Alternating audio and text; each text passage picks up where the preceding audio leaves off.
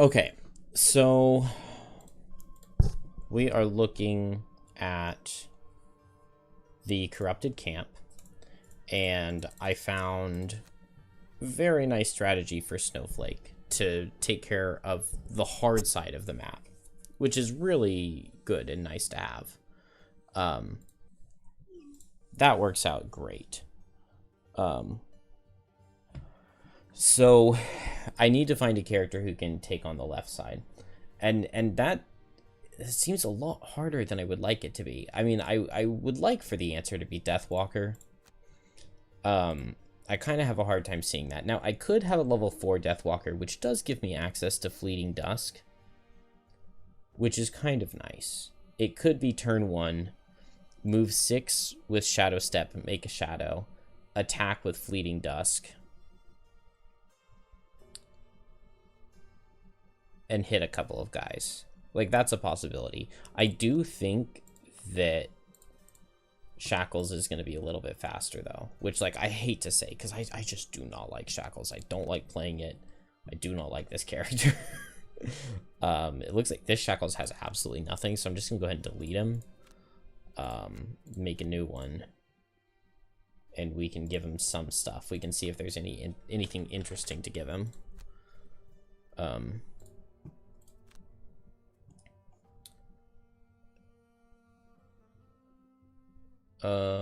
I guess Amulet of Life could be okay. I guess the real thing that he would want would just be like a health potion. Or maybe armor.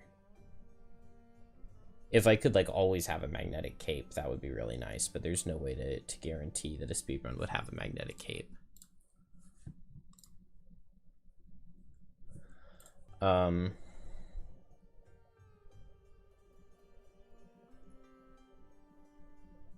These burst boots could be good.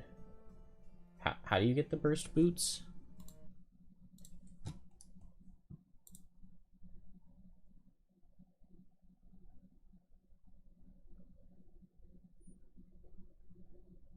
Okay. They're a random item? Wait, what does this purple mean? I should know this. Boots of transference. Okay. Okay, and tranquil shoes. Okay, so these are in the random scenario chests, so there's no way to guarantee having that.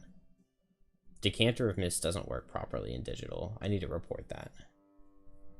The monsters, they get their reduced range, and they get their disadvantage, but they don't act like they have disadvantage, and they still run away from you, so you don't get the retaliate. Which is something that Shackles likes to do, so...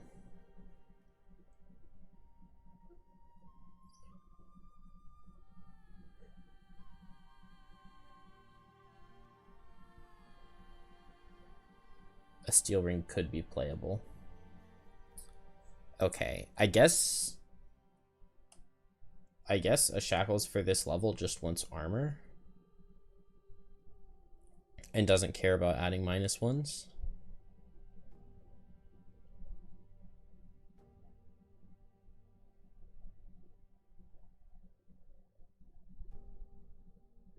So it would be like chainmail. I don't know how I feel about that. Chainmail, tower shield, heater shield. That seems fine. And then he would need deadly,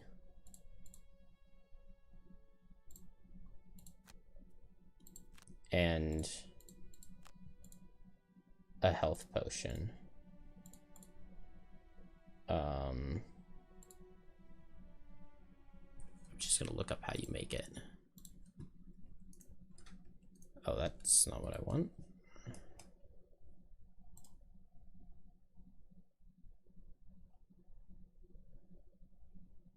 Major health potion.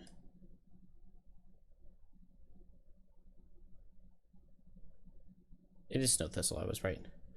Or Swiftness Potion, but with Birds in a Tempest, I maybe don't need Swiftness Potion.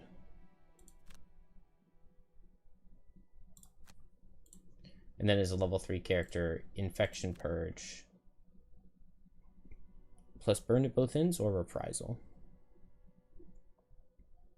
Reprisal actually works well with infection purge.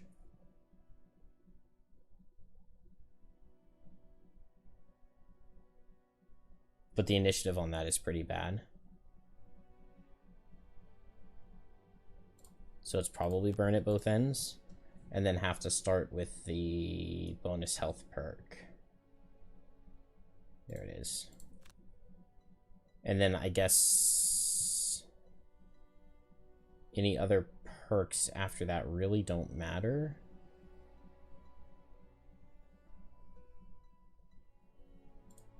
So maybe just these worded perks. Because I don't think I'm ever pulling an attack modifier. Oh, I was thinking a stamina potion to get infection purge back, but maybe not. Let's just test this and see how it goes.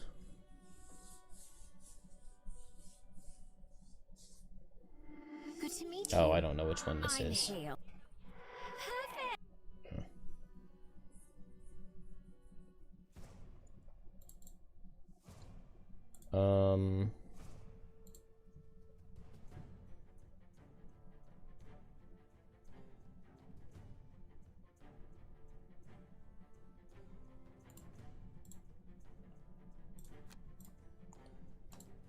And then, yeah, this is new shackles, so we need cards. Move 4 mobilize self doesn't matter because I'm just going to play the potion to give myself all negative conditions, but maybe I want this for the move 4. I don't need Swift Vengeance. I don't need Explosive Wounds. I do need Infection Purge. Probably don't need Shared Affliction.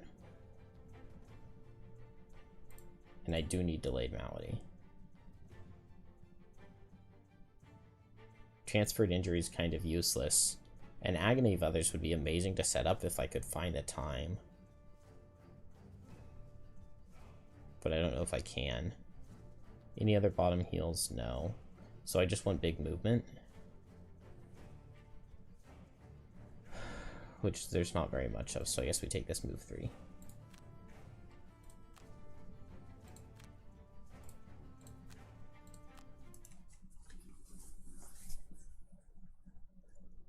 Okay, so this Corrupted Camp, you may not have played it. It's the level, it's one of the levels in the Snowflake Algox storyline, the one you get for siding with the Snowflake if you destroyed the War of the Spire and you are not going for peace. It's very, very hard. It's one of the hardest levels. So there's a camp of Algox, who are our friends now, who are being attacked by Deep Terrors, Frozen Corpses, and Black Imps. And anytime one of the Algox dies, their standee stays there, and then whenever it can, it's going to turn into a frozen corpse. So the undead come back to life, or come back to being undead. They get raised as undead, which makes the level very, very difficult, because you have a whole bunch of allies, but if you ever let the allies die, you lose. And then there are also all of these side rooms with little counters on them. So 2, 5, 8, and 11. So at the end of round 2, if you have not opened this door yet, you lose. If you haven't opened this by round 5, round 8, and round 11, you lose. So not only do you have to like fight in this room, try to save your allies so that they don't die and turn into frozen corpses, but then if you don't open these side rooms, you'll lose. And when you do open the side rooms, it gives you more allies, but there are also Deep Terrors in these rooms. So you open the door and it exposes allies who are then going to die, and if you stay to kill the Deep Terrors, then you're not moving on to the next door. So it's either like you come in here and you fight the Deep Terrors so that they don't kill the ally here, but then these allies over here die. You can open this door and rush over here to try to save these allies, but then this ally dies, and then you're going to have to come all the way back to kill these Deep Terrors. So there's just a lot of not good stuff happening for you.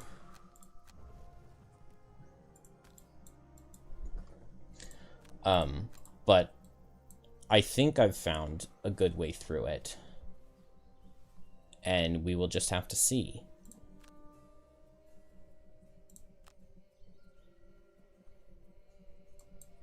Three.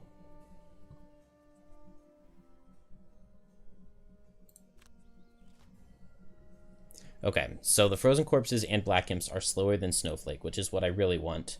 I have boots on Snowflake, so I can almost always go slower than the frozen corpses, and if they get their 84, they only move 1, which isn't too bad. Hi Ken, this is Corrupted Camp scenario 39. It can be a very, very, very tough one, and I want to find a consistent and fast way through. The problem with trying to get something consistent is there are so many possibilities for how this first turn can go based off who goes first, since there are 4 different monster types between imps, scouts, guards, frozen corpses, and since they're on different teams, you don't know if the guards are going to go first and move in, or if they are going to go first and move in. Normally the black imps are ranged, but like because of this heal card, they moved in melee. It's just, it can be a tough one. It definitely can be tough. So we're going to come down here with shackles and open this door. And now I'm in range of both of these. I can give myself 4 negative conditions, and I'm gaining them on my turn so they won't go away this turn. I suffer 5 and make both of them suffer 5. So this one dies. And then now this guard should beat this Deep Terror 1v1. He kills it with everything except for miss, which is really, really good here. Yeah, him just attacking for 3 is pretty easy. When you open the doors, your allies also have less health based on the number of counters that were on the door. So since this door only had 2 counters, this guy only has 10 health, which can make it tough. But I think that Shackles is pretty good here because Infection Purge, I'm playing +1 difficulty, so these are level 3 monsters, with me having a level 3 and a level 5. Although it's probably going to be 3 and 4 in the speedrun, but I don't think it makes that big of a difference. Infection Purge kills the normal Deep Terrors instantly, which is really good. So Snowflake wants to come over here. And then I need to do some testing.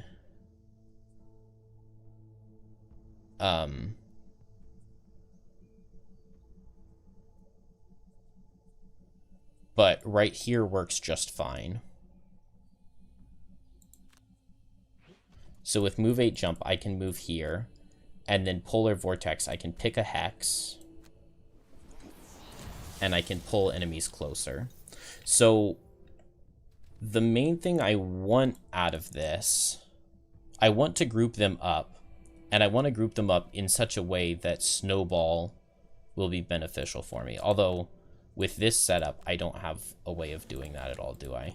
I have to pull them like this. And now I'm in a Blinding Vortex, which has been enhanced. I wish it would let me zoom out just like 1. I'm only hitting the wheel 1, but it zooms in all the way or zooms out all the way, which I hate. I don't know why it does that. But Polar Vortex groups these guys up for me. Deep Terror goes, puts curses in, which is annoying. And this is why I want armor, because I'm going to be taking a lot of damage.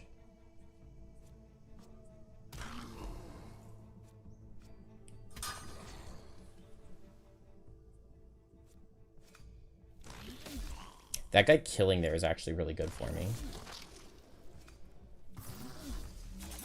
And then him hitting the elite is really good for me too. So here I can Snowball and Blinding Vortex. So Blinding Vortex gives me attack 4 into all of these guys, and Snowball makes it 4, 5, 6, 7. Shackles has to activate Delayed Malady. And then I guess it's just heal with the top.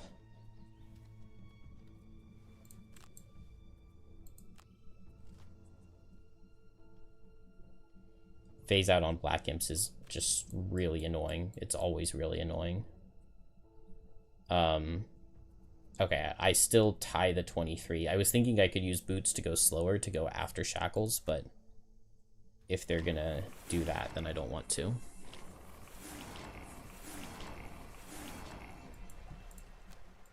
So I activate Snowball, and now we can check some orientations.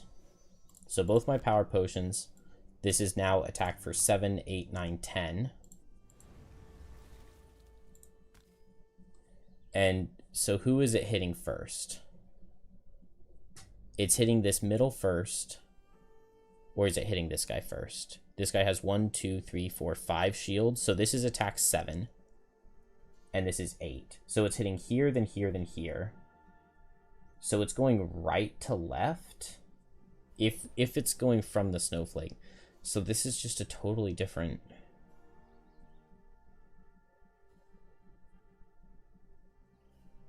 It's going from the snowflake up. But then why does it go middle out? What would be the rationale for the snowball? Because I want to find a consistent way that it chooses the targeting so that I can try to pull them into the right places so that the elite is the one who's taking the attack 9. But I don't know.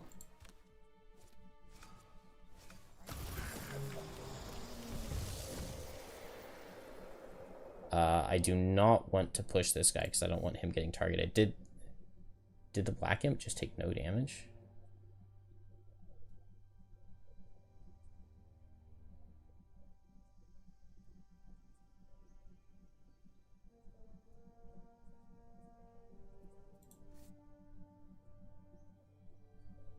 Man, my damage really sucked there.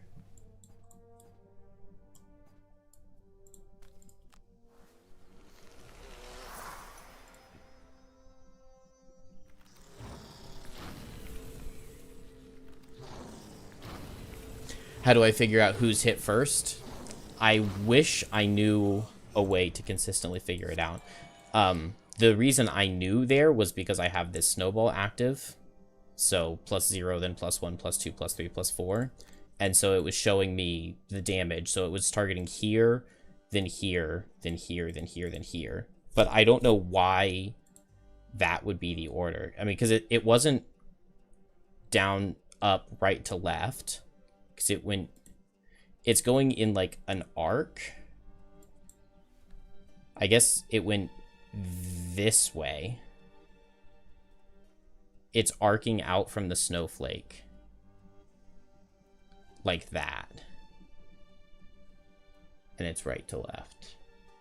Yeah. It was because of the lost card. And like, that's why it's important, because I don't need the ton, and I mean, I did need it this time because this guy got 5 shield, but normally I don't need the extra damage to go into this guy because he only has 7 base health, and I would way rather the +4 from Snowball go into this elite, because it would have killed him if I had not hit this guy first, but I don't know.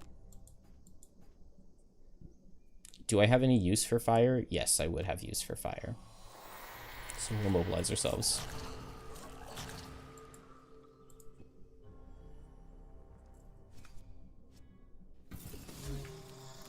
But the nice part about being super aggressive here is that it keeps my allies alive and then they can just kill for me.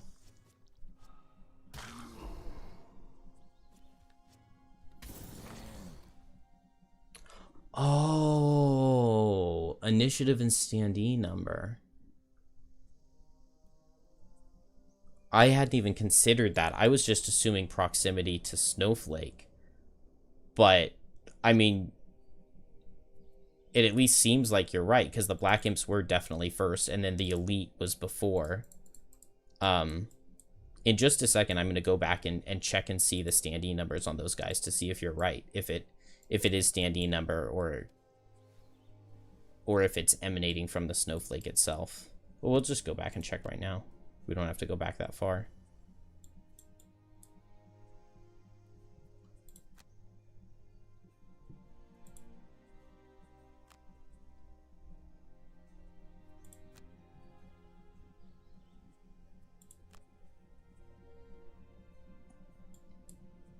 So this guy...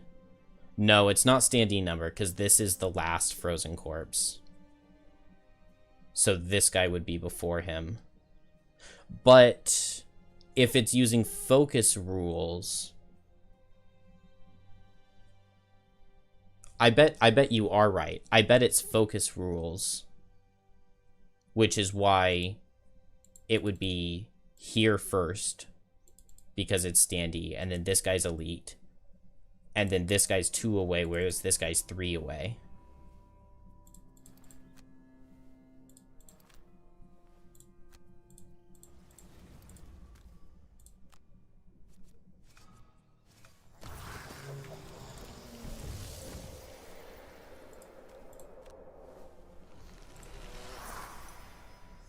Yeah, I bet you're right. Which means that I can use the snow imp, my pet, to move too. I can use that to affect it a little bit.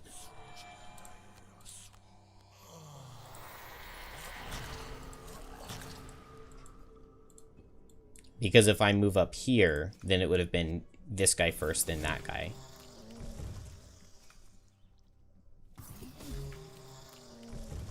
Which maybe means that sometimes I would want to be using the snow imp to get to the back. That definitely helps. Okay, so now I think it's birds in a tempest. I can move down here.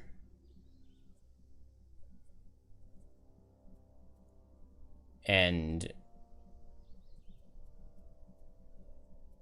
I could either tornado or white out, and I guess I white out.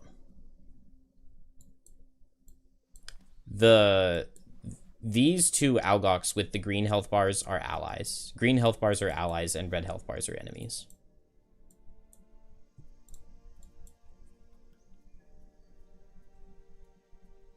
And so I could come up and burn at both ends, but it's probably better to short rest an infection purge.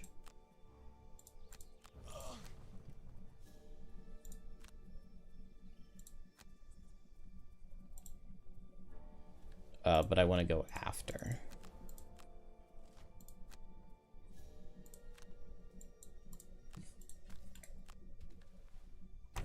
So here, which gives me birds in a tempest. From the door is fine. I target here because of the snowball, and then here, and then here. Nice. Can heal off this brittle. And then force a move 1. And force a move 1. It's crazy how insanely good Snowflake is here.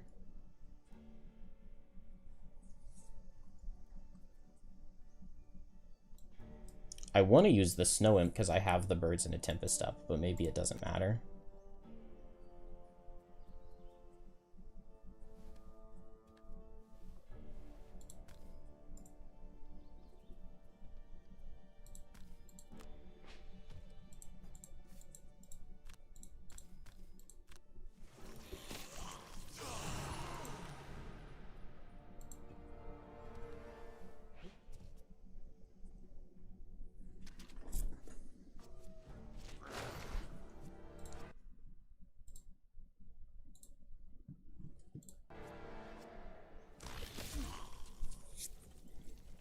Man, this is the one downside to Birds in a Tempest. It gives these Algox this glitch, and it takes forever for them to take their turn.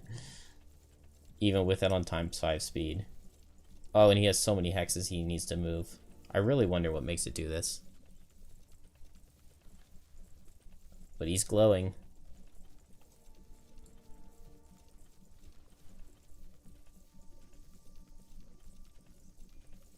He's getting there.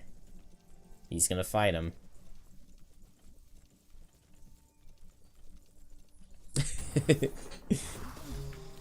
I mean, this isn't even abnormal for me. This is just the way I play Snowflake.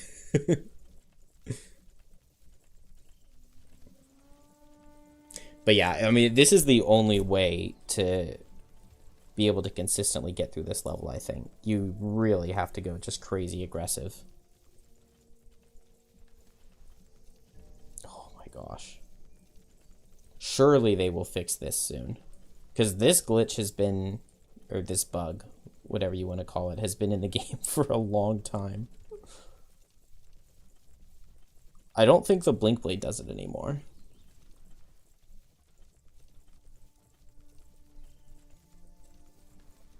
Can I do what without him?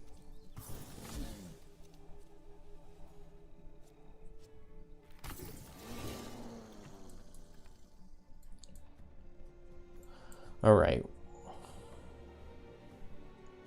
Can I do this level without Snowflake? Yes. But Snowflake is just so good, I don't see any reason to use anyone else, really.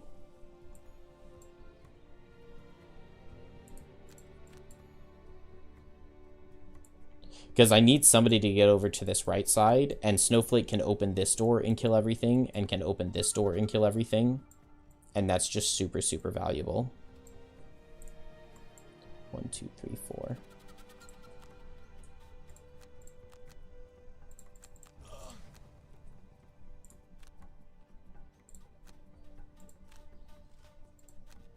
Oh, the guards are going to move a lot. Maybe they won't be messed up since they don't have...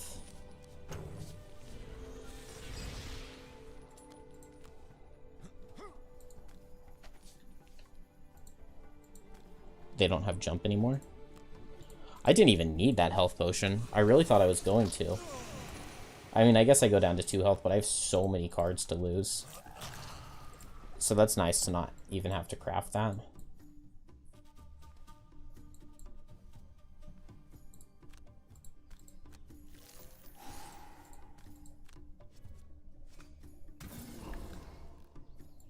I could have moved.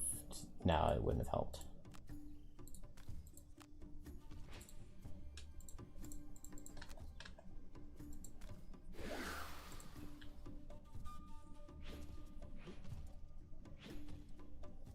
This guy's completely surrounded by my looting allies. And the guards are still messed up. So maybe I don't play Birds in a Tempest just because it causes this to happen. At least for now.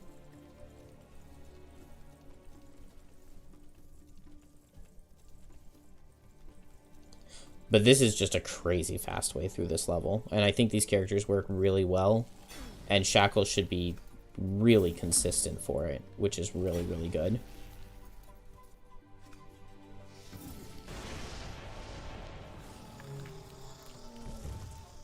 Oh, he consumed the fire and just died.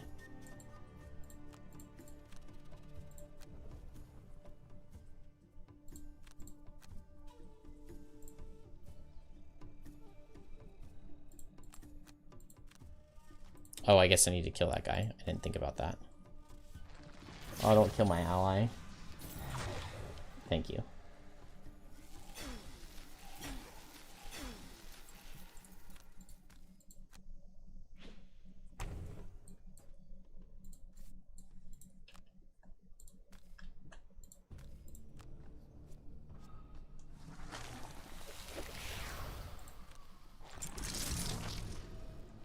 Oh, not a -2.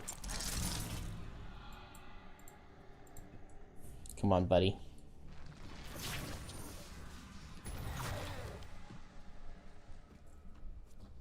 Good job, good job.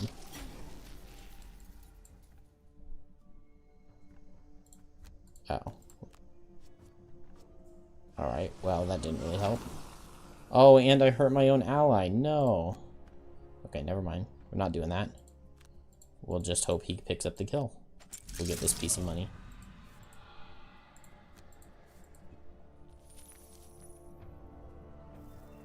You got lucky dice, drew the null 7 times in a row. Well, so there are a couple things you can do about that. One, you can have Glancing Potion.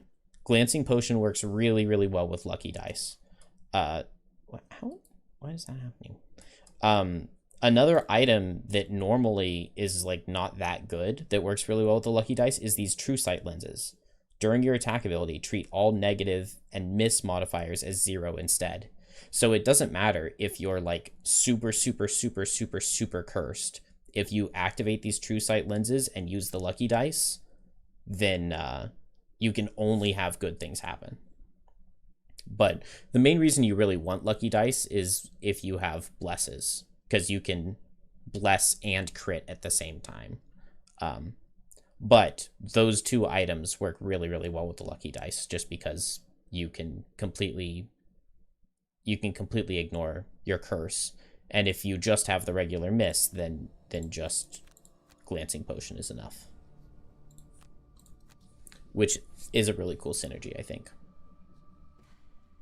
And like the true sight lenses are pretty decent on some people. Like Deathwalker, most of the time having advantage is better, but like if you're playing Deathwalker and you know you're not going to miss the kill, and the town is you partake in that can be nice, just to make sure you're going to get your shadow out. Okay, I feel pretty good about that. I want to test the targeting order one more time. But I bet that is exactly what it is. So we should be able to predict the order the snowball is going to go off. Oh, that's not useful at all. We should be able to predict the order it's going to go off, and we can check and see. We can test it with the snow imp potentially to see if we're right.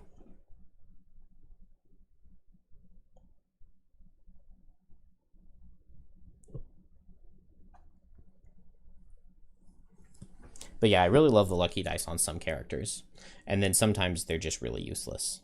It really sucks to play the lucky dice and get like 0 + 1 - 1. It's like, oh, it's like your best item slot and it essentially did nothing for you. But it's a lot better later game when you can buy blesses from the church and get the glorious bracelet, which can add 2 blesses. Yeah, it's supposed to be the gambling item, and even though you can like counteract some of the gambling effects, it still is not always gonna do anything, which is kind of painful.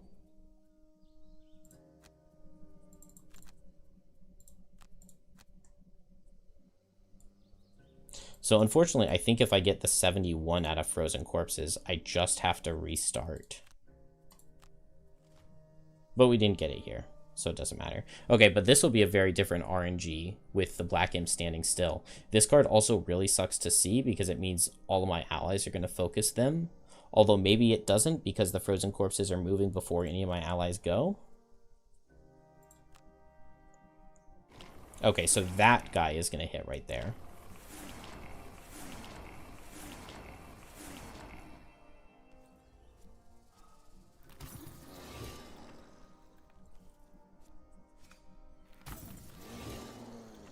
Ooh, okay, that looks bad for my Polar Vortex, but maybe it's fine.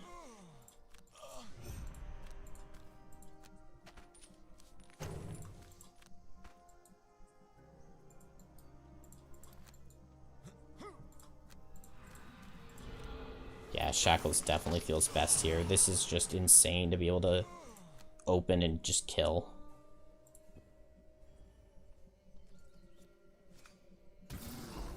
I wonder if I could potentially get the ring that would let me activate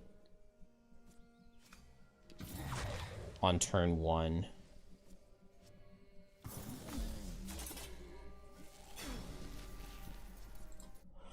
What level jeweler is that? Why do I keep doing that? The strategist ring. Okay, it's at level 2 jeweler. So that's feasible. Although I'm not sure if I unlock the jeweler by owning crafting items of a certain cost, which is a really hard retirement personal quest to get. So I'm going to get it by spending 15 inspiration, but I'm not certain if I can do that as my second 15 inspiration or third.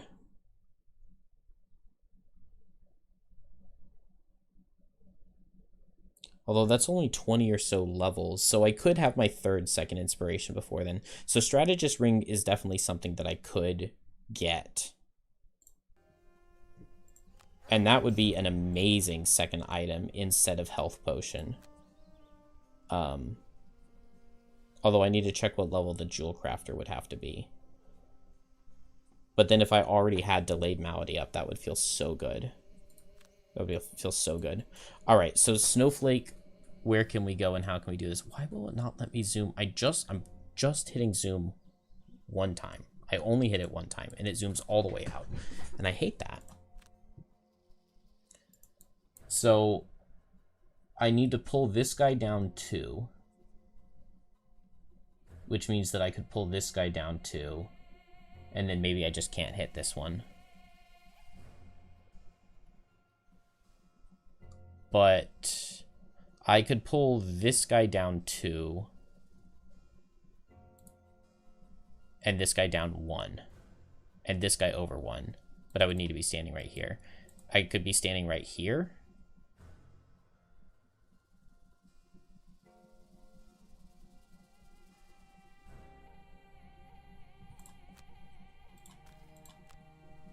I think it's jump to right here.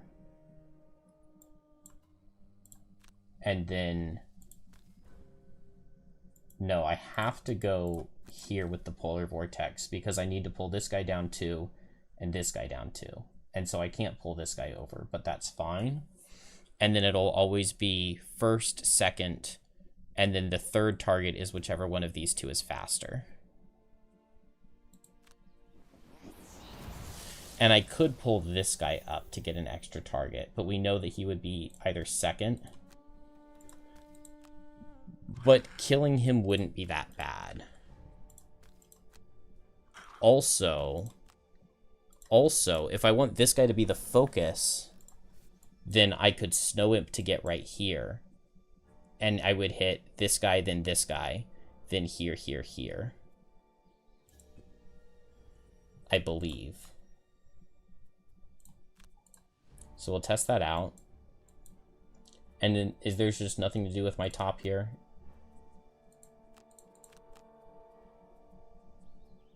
Yeah, it looks like there's never anything to do with the top. I could summon, so I might as well just heal. Okay, so we get Frozen Corpses before Black Imps. So we can test. So I believe if I Snowball and then Blinding Vortex, it should be this guy, then this guy, then this guy, then this guy, then this guy. Is that right? So this is right now, it's just an attack for 2. So 2, 3, 4, 5, 6. Okay, so it looks like that is the way it's done. And so now, if I Snow Imp to go here, it should be here, here, here, here.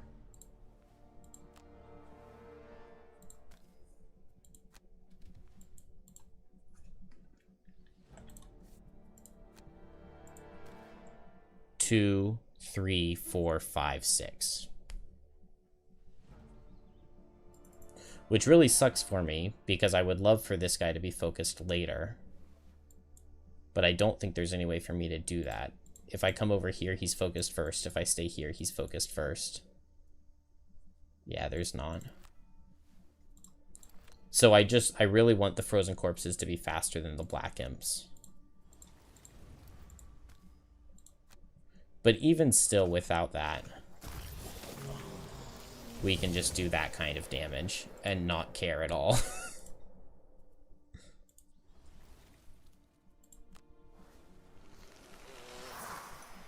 We'll call that good enough.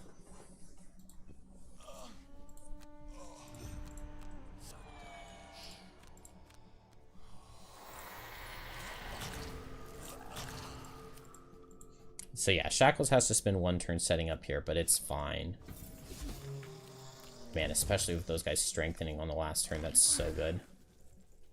Missed the kill though. Ooh, okay, I was scared when I saw that crit.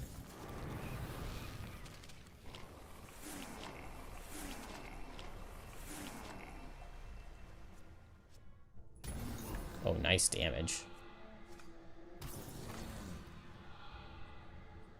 Okay, so here it's just move for an infection purge. And here, I guess I avoid Birds in a Tempest because nobody really needs it. And I can just white out Tornado. I just need to move 2.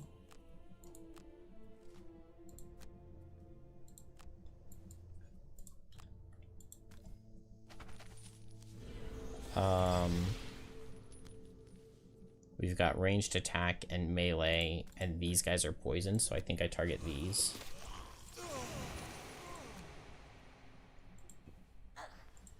Activating Agony of Others could also be a possibility.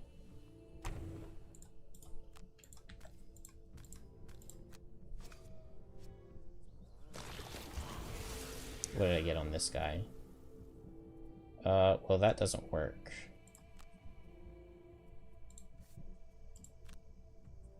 So I want to go here, here, here.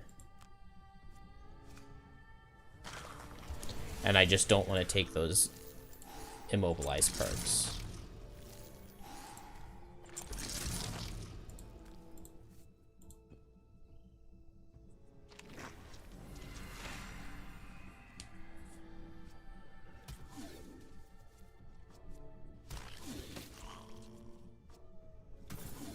Oh, so close.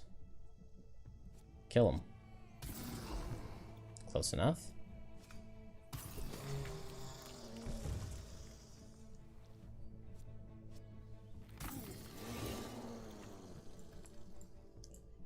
And then now I just don't even have enough move here.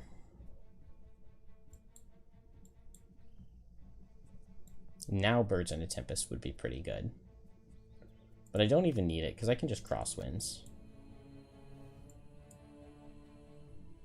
So Birds in a Tempest plus saving the Snow Imp would be good.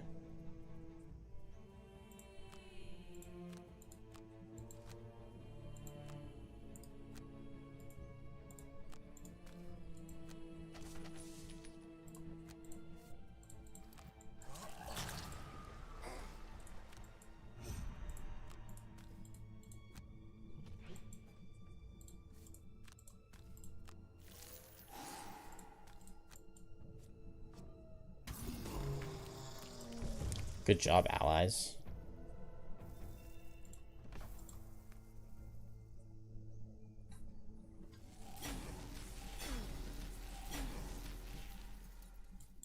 So is this, I think this was two attempts in a row on the level without losing a single ally.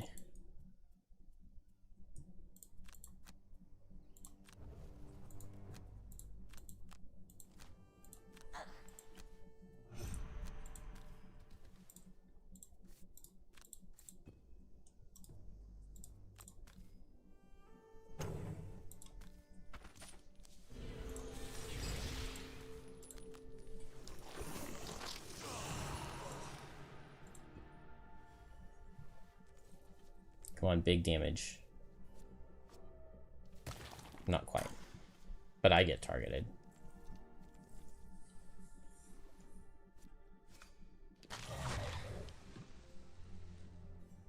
You like the push pour more than the immobilize? Yeah, I think I wasn't really thinking when I grabbed the immobilizes. Because like it's you remove -1s to get 0 immobilizes, which it works well with lifting gust, but I think instead I'm gonna take these +1 wind ices.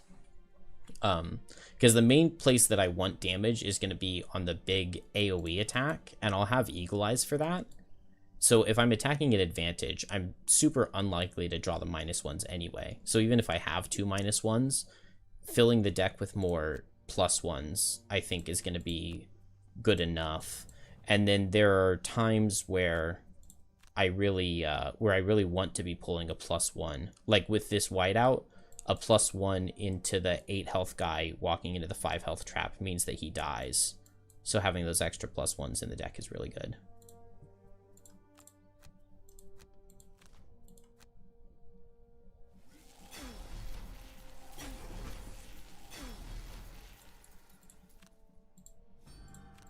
Man, the only thing that's slowing me down here at all is Snowflake not having enough movement to finish her side. So being able to Birds in a Tempest and save the move pet is actually kind of huge.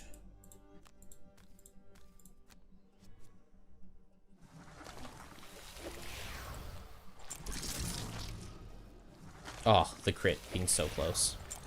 But most of the time, just like any damage is going to be fine here because the ally can kill.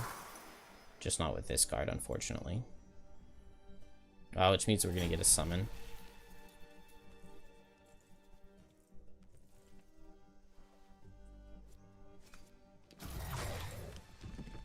That's really funny.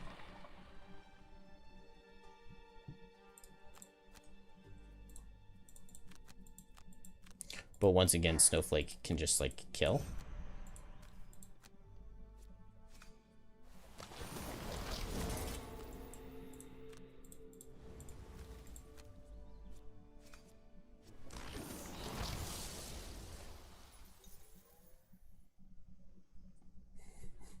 I wonder if there would be any... No, there's not.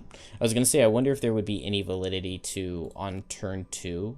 I could bring a major stamina potion to get Polar Vortex back, and then on my power potion turn, I could use Polar Vortex bottom instead of Snowball, which would be better, but one, I would have to craft the major stamina potion, which is annoying, and then 2, the initiative would be really bad, because the Blinding Vortex initiative is 31. I guess Boots of Speed make that 21, which does underspeed the Immobilize, or the Muddle card out of Imps, and it underspeeds all Frozen Corpse cards. So actually that initiative's not too bad.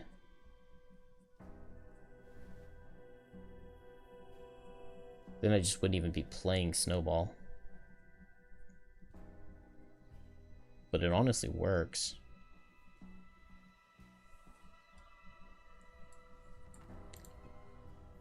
I don't know. I don't know if that's a possible optimization at all. I mean, at the very least, I feel really good about this strategy now, especially if I can potentially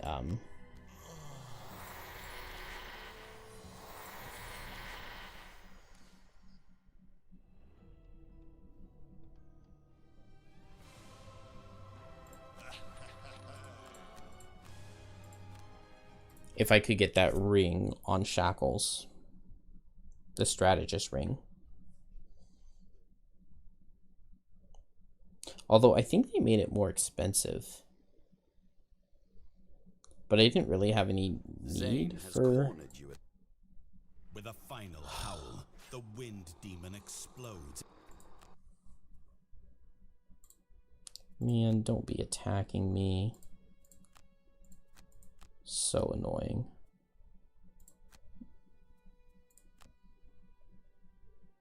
I have no materials on either character. I hate being attacked so much. There we go. There's just nothing fun or cool or interesting about being attacked. I don't have any money on any characters.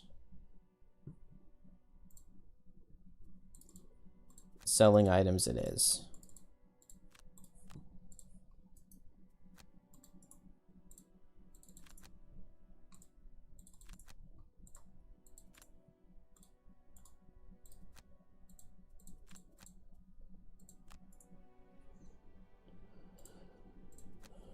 Yeah, of course I don't have enough of anything to upgrade. It's so expensive to upgrade everything, man. I'm never going to be able to afford the buildings. But you have to upgrade so many buildings to be able to get to the end. Craftsman has to be max rank. I believe Town Hall, Tavern, Temple, Enhancer. I don't think Trading Post does. And the camp, Mining Camp, Hunting Lodge, Logging Camp don't. Stables does. I don't think Jeweler does.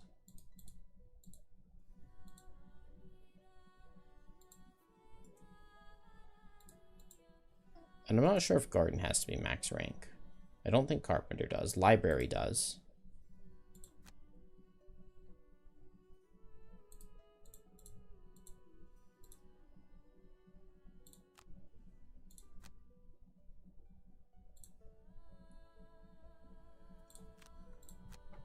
Okay, so I could take a look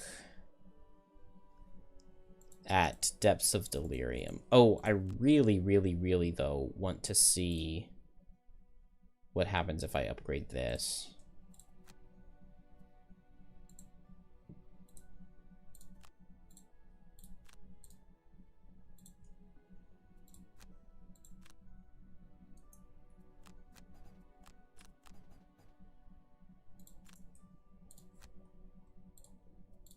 You don't have anything, do you?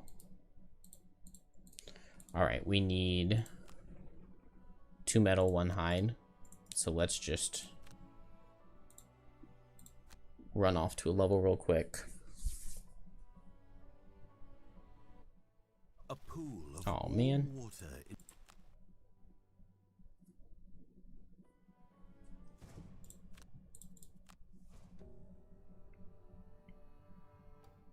What box is there?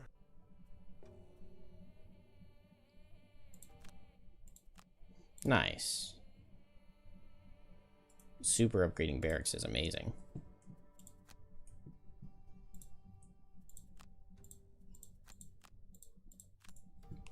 And then I can still afford to buy this metal and this hide, which was all I needed. And then we just check to see if that does add the item that I want.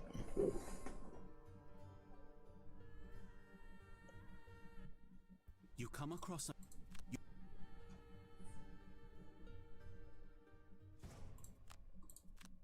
That really does not take very long. It's like 15 seconds. It's opening night of the Fall of Bast... Oh, what? Lose a prosperity for complimenting his play? That's dumb. I want to like load and see what the other option is. It doesn't matter. All right, so getting the jeweler.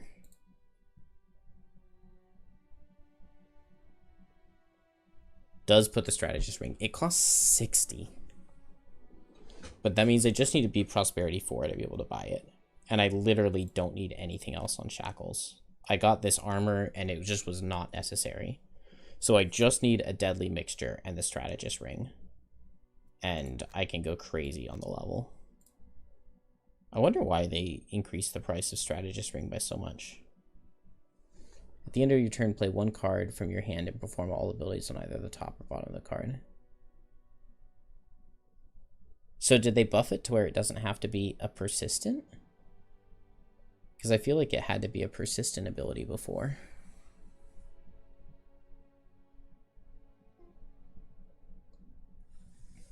Howling Ice Brooch could be good. Stunning Bracelet is an insanely good item.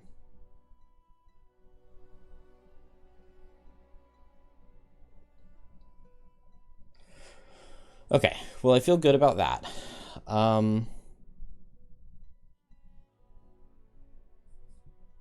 Yeah, I mean, they made it cost 30 gold more. I wonder what inspired that change.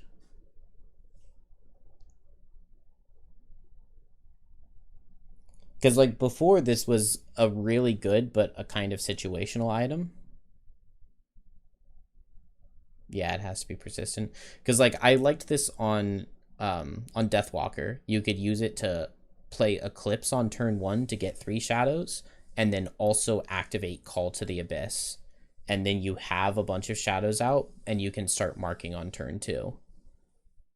And, like, you super start Deathwalker with the strategist ring. I also really liked it on Prism to be able to, like, move, attack with Launch Pod, get a summon out, and then strategist ring to get another summon out, and then you get to attack and double summon on turn 1, which is just like insanely good. But if it's just gonna let you like do an extra item or an extra half turn on anybody, a full extra card on anybody, it loses kind of the nicheness to it, and it just becomes really expensive. And then it's just like it's a better version of Ring of Haste, which you unlock later. That seems really weird. Seems really weird.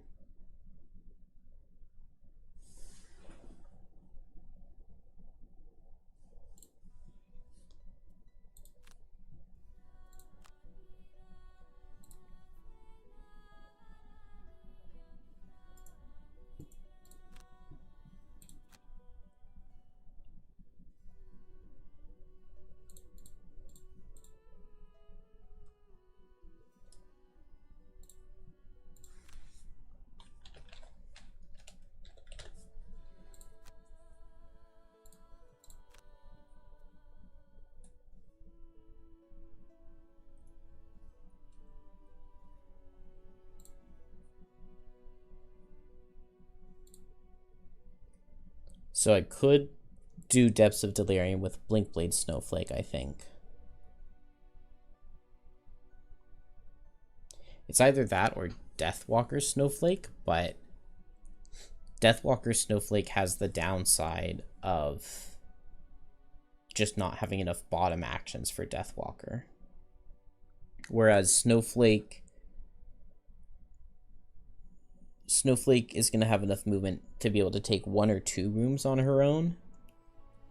But then Birds in a Tempesting Blinkblade sounds just way too good to pass up. The question is, what level does Blinkblade need to be? And what items can I get for him that would be good? Because I'm not sure if... My first Blinkblade will definitely be retired before Depths of Delirium.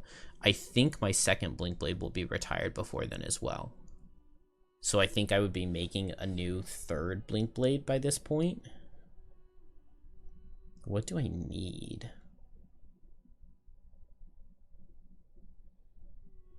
Oh, Horned Helm is actually really good here for this scenario.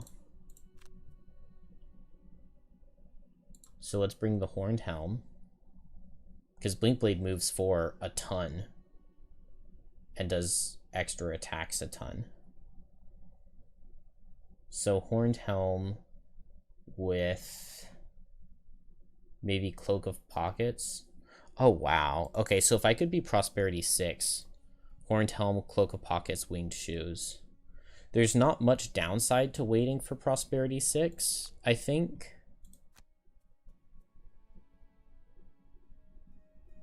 Because, yeah, I'm actually getting to Prosperity 7 relatively quickly, because we haven't played any of the Lurker levels.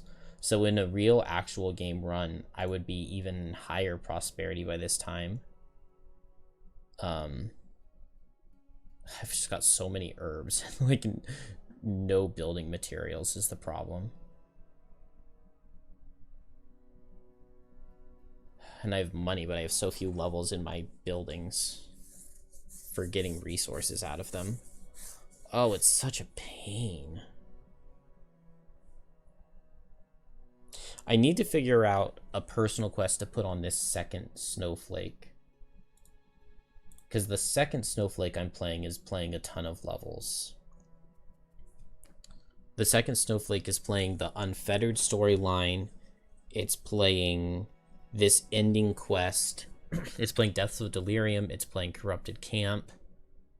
That's 5 levels right there. So I could go for the challenges, potentially. Complete 12 challenges. What parts of the map are those levels in? Because there's do 5 missions. Oh. Where is this Depths of Delirium? I guess it's close enough to town that it doesn't count as a place. That kind of sucks. The Corrupted Camp is in the Radiant Forest. The Nerve Center is in the Crystal Fields. Yeah, these are all going to be in the Crystal Fields. So that's only 2 areas. The Crystal Fields, the Radiant Forest. So if I get the Lush Grotto, but that's a random winter road event, that gives me a Whitefire Wood scenario that's really fast to beat and gives me a good reason to go, because I get a ton of herbs there. And then what are the other 2 areas that you need? Okay, I wouldn't need Sacred Soil or True Oak.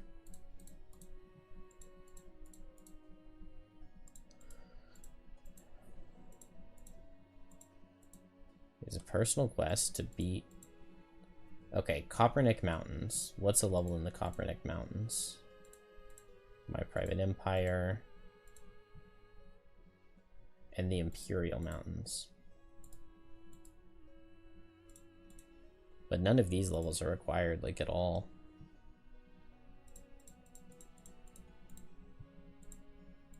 Okay. So doing 5 missions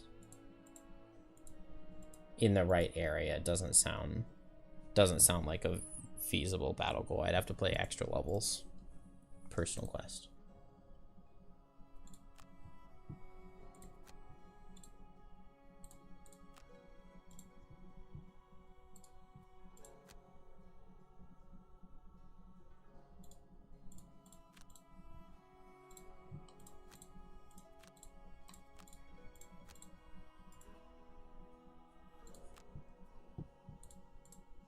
And I need... I can probably just delete this drill, right? Yeah, he doesn't have any money left. I guess disenchanting the items would have been better. This Blink Blade can get 3 things, so we'll get a major power, and then it's probably a major frenzy is what I want next, and then a regular frenzy, I think. And that seems really, really, really good for this level.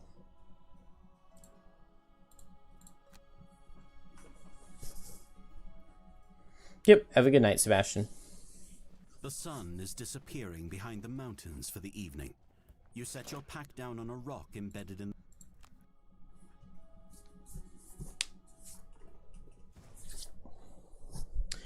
All right.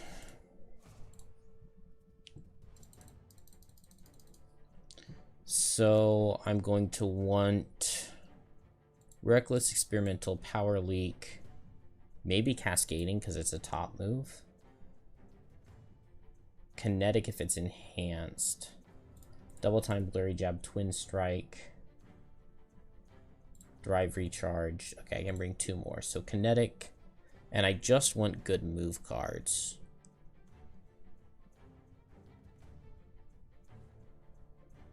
Probably can't afford to play Cascading Reaction, although maybe I bring it as a move card. Sap Speed, I guess, isn't that bad. Wow, at such a low level. It would be nice to be level 4 for Precision Timing.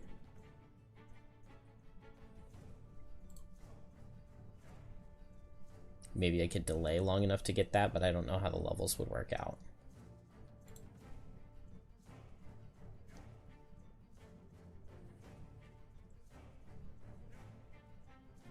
I wonder if there's any possibility that Hit and Run could be useful. With Birds in a Tempest, Hit and Run becomes crazy insane.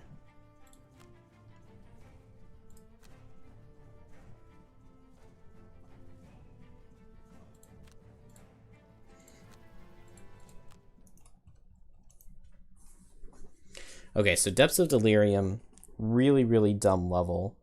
There are a bunch of doors. Anytime you open a door, everyone has to banish a card, which is like losing it.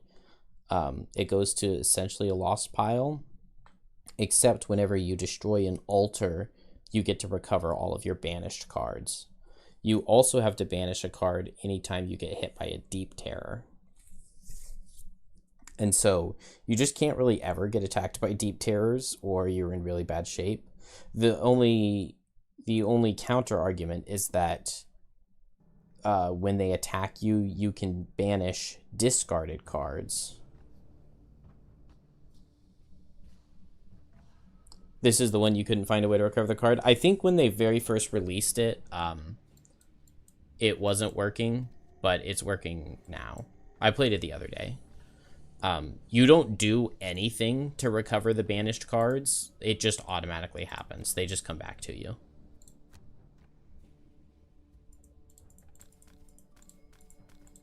I think I want to be far away. I'm not sure.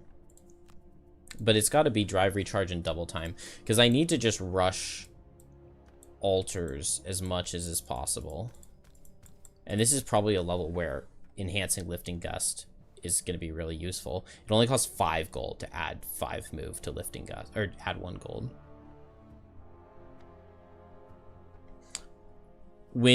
How long ago was that? It was like a couple weeks, right? Because I think as soon as they released the patch, it was messed up and wasn't giving anybody cards back. Because I played it just a couple nights ago, and it was working.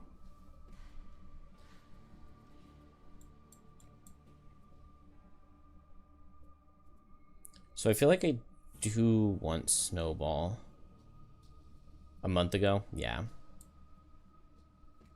I bet it's gonna work now.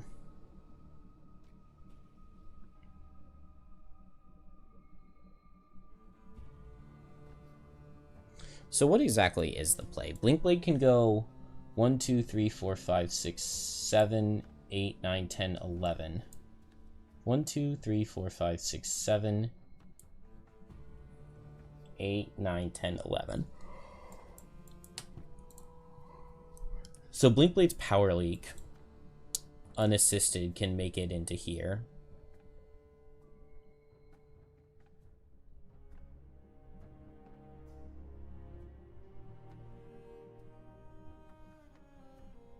With double time on turn 2. So maybe I'm just activating Snowball here.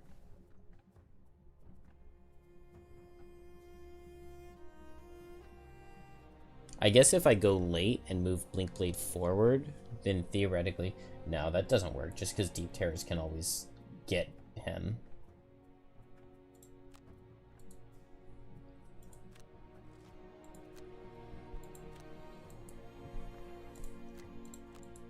I guess I really want level 5 Blinkblade.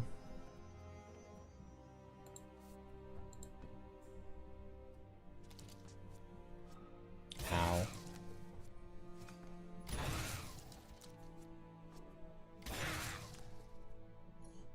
These guys moving up here is annoying. Okay, so if I spread my characters out, one left and one right, that means that the Living Bones won't wall both of them in.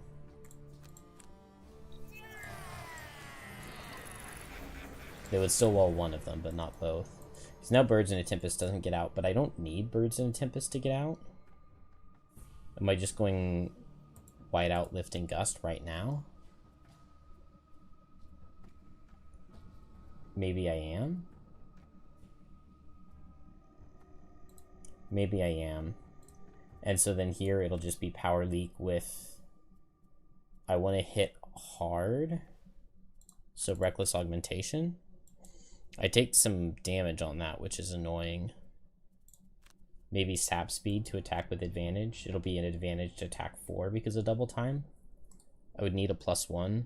Oh, but I'll have the Horned Helm. So that item might be huge. Oh, but... Well, no, okay. Deathwalker's the blade. I mean, Deathwalker is really good here. The only problem is that it actually takes a lot longer for Deathwalker to get going. Because, like, you can make shadows and then you can move them. But after that, it's like the card you want to be playing every single turn is a bottom.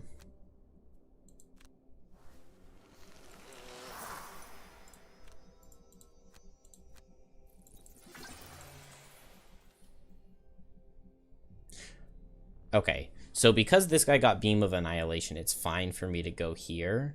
But I think normally I would actually want to go here and hit him with Sap Speed. The question, though, is which one gets the +1 damage. And based off what happened in that last scenario, it's probably the Deep Terror gets the +1 damage, because that would be the focus before the altar, I would assume. But we'll test it and see.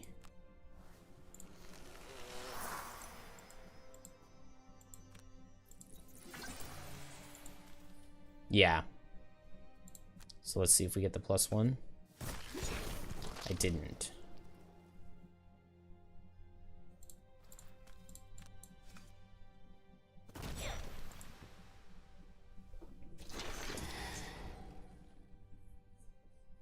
Deathwalker has the time, like, to win. Yes, Deathwalker has the time, but I'm not trying to win. I'm trying to go literally as fast as is physically possible.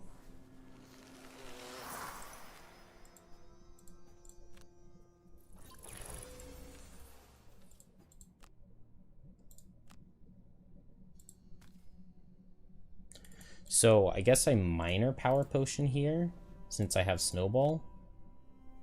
I can hit here, here, here. Oh, I have an enhancement on Whiteout, which I think I will always have. So I could grab an extra target, but maybe I don't want to.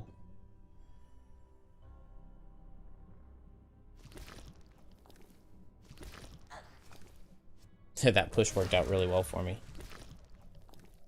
So now I can Birds in a Tempest with Tornado, and then I go after Birds in a Tempest, and I want to play things with as many moves as possible, which means I really, really, really want to be level 4, because I get Precision Timing, which is move, attack, move.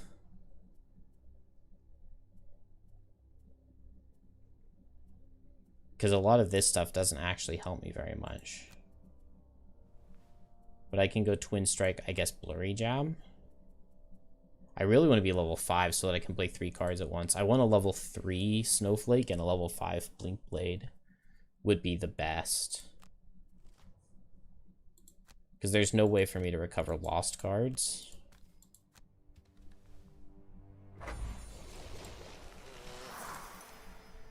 But yeah, like, I banished Whipping Gale last turn, and it's back. And I think I banished Kinetic Transfer already, and it's back. Does this reach? This does reach, so I'll just Power Potion.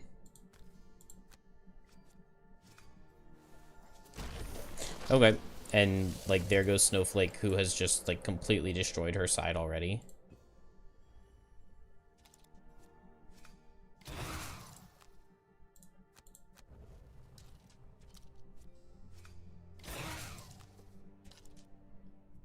And now Blink Blade has move 7 jump.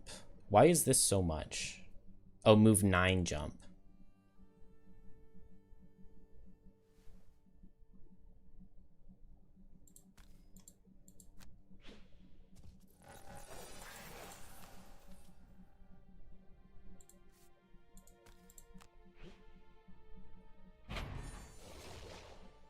Wait, if I actually think...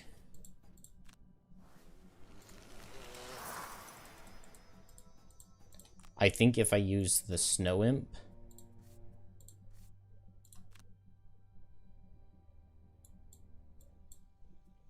so before Blurry Jab, if I use the Snow Imp to move here, I get a move 4 out of it. Oh. Birds in a Tempest won't increase Snowflake's movement. That's annoying. Ah, oh, Blink Blade is just 1 hex short.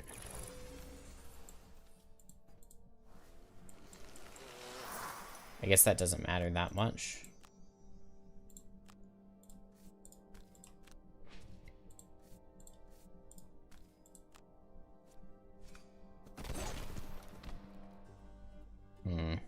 I needed the Power Potion.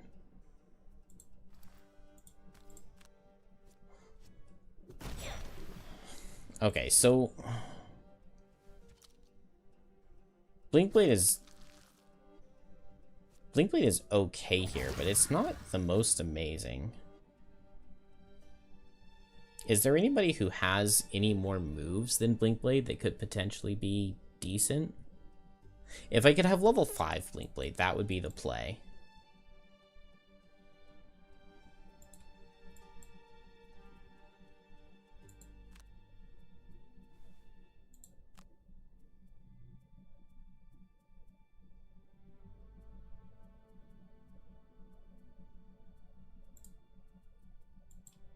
No Birds in a Tempest. 1, 2, 3, 4, 5, 6, 7, 8, 9, 10. Yeah, 1 card is banished right now. Like, this Snowflake is just gone.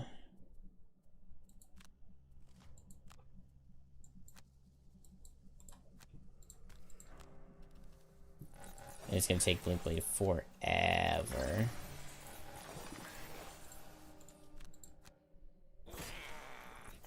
I guess Blink Blade can long rest from here. And then move with jump, but it's going to take forever to get to that last room.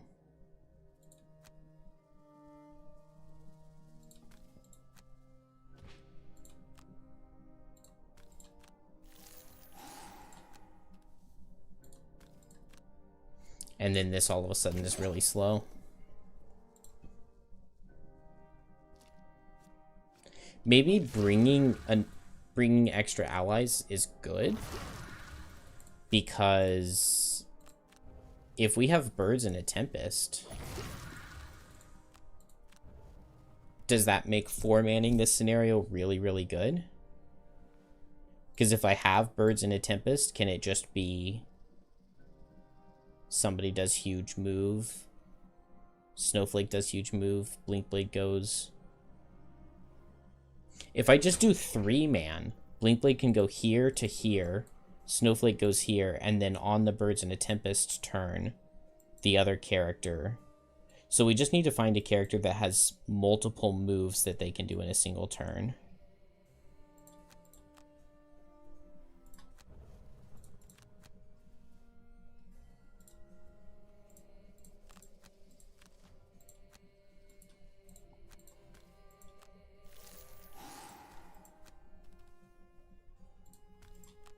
Rolling regenerate? No, but we dodged the miss. That's pretty useful.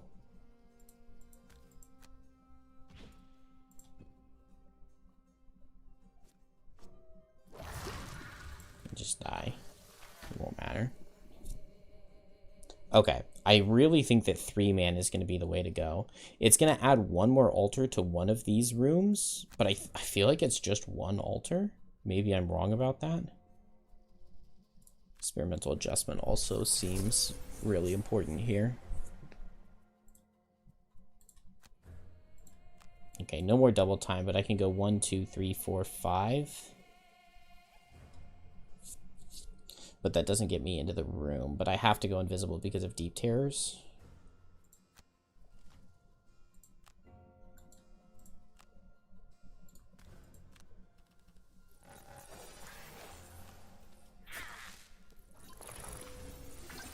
And then maybe it's just long rest.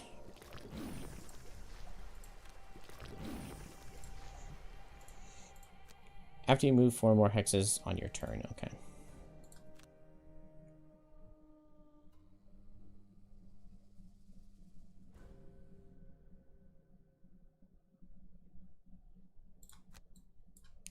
One, 2, 3, 4. I could just try to win on this turn.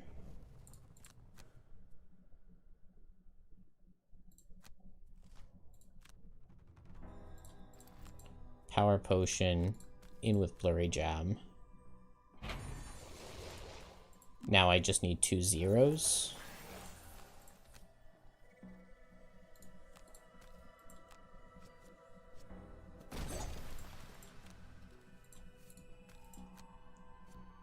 Nice. Easy game, easy life. Okay, so that won this level, but it took like 15 minutes or so. Actually, I assume I won the level. Yeah, I did. I think we can definitely go faster. So we need to find a class that has multiple moves that can be really large. That's right, banish cards. Oh, you don't have to banish cards if you take no damage from deep terrors, is an important thing to remember. I forgot about that. So it's... I guess it's not better to lose a card, is it? Because banishing from the discard can actually be kind of good, because you can recover when you destroy a thing.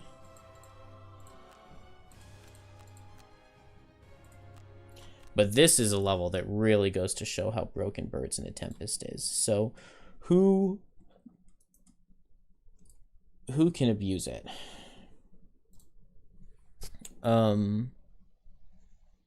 Blink Blade, of course. You're on your guard shift on the harbor wall when some commotion from below catches your attention.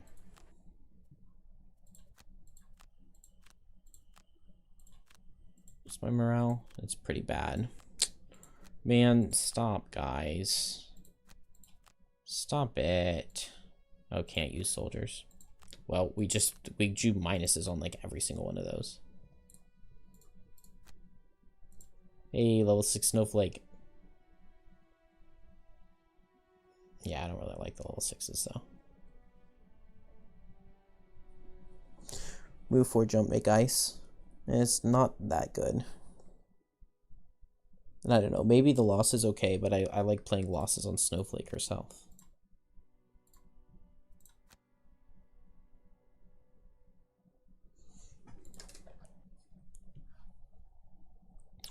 Okay, so it's not going to be Banner Spear. It's definitely not going to be Bone Shaver. Drifter has no remorse and could set up sustained momentum.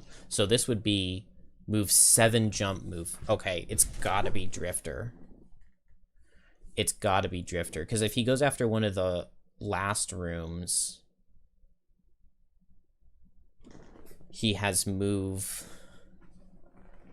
He has insane move. Move 7, move 6. That's 13. Plus Destructive Fury, he can hit 2 of them. I need him to be able to destroy them when he hits them. Can I activate Shockwave to get more damage into them? I'm not sure, but I might be able to.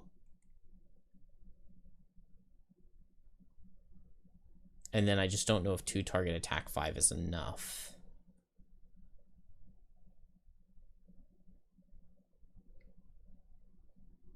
I guess it could have minor power potion. So I think it's time to kill this snowflake. Oh, I would really like to have this retirement though. But I'm not going to go grind like 60 experience. That would be crazy. All right, let's disenchant these herbs. Yeah, I'm really low on this axe nut. And we'll just delete this snowflake. Yeah. We'll make a new snowflake who's a lower level.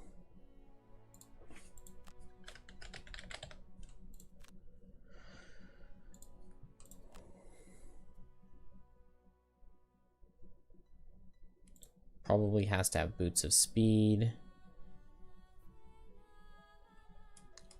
Eagle eyes. And then 20 gold for something else. I guess heater shield makes sense.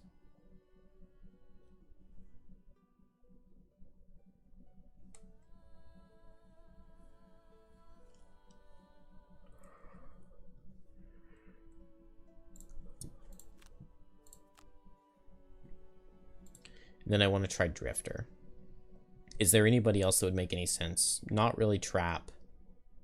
Not really Geminate.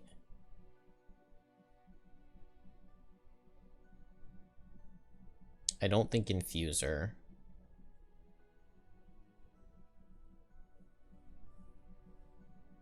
Shackles wouldn't be the worst thing in the world. Because if Shackles can get to the final room, then he can just Infection Purge to destroy both altars.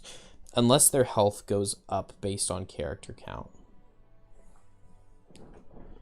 We need to see what all exactly character count does to make the level more difficult.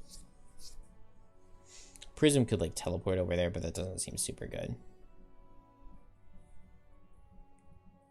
Joe could be okay, but I think things are spaced enough that it doesn't really reach. Drifter or Shackles sounds best.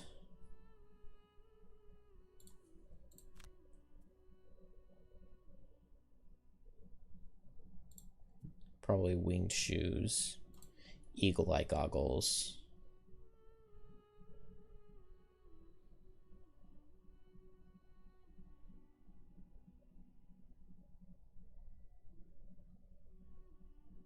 Then I don't know if I need anything else at all.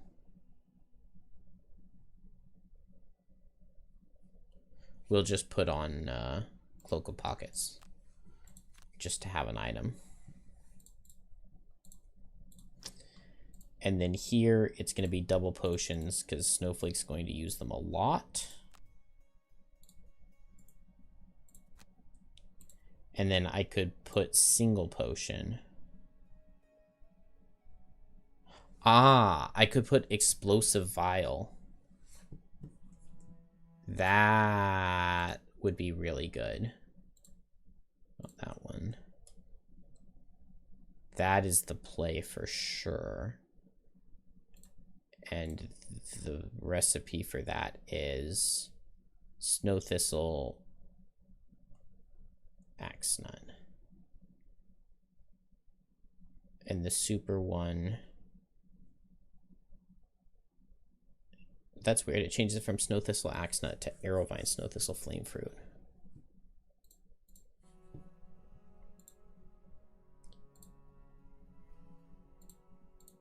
No. Axe Nut, Snow Thistle. Let's just see if we can do it with the baby one. I could run both.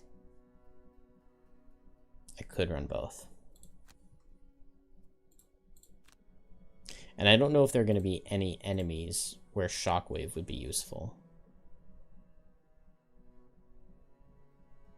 There could also be Fierce Barrage for ranged attack.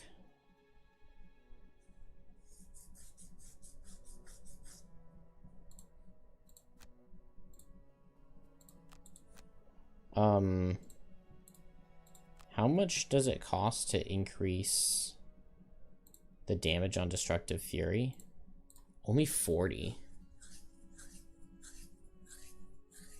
My character should be starting with 80 gold, so I could just sell everything and buy a damage increase on Destructive Fury. That is definitely a play. And then I could just make a new Drifter to have the enhancements already, but that's really cheap.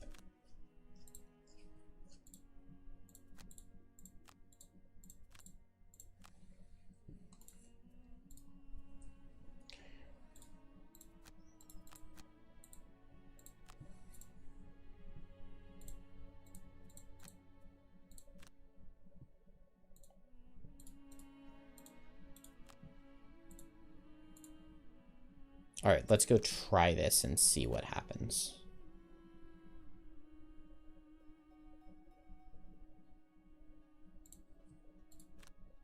See what exactly 3-player changes.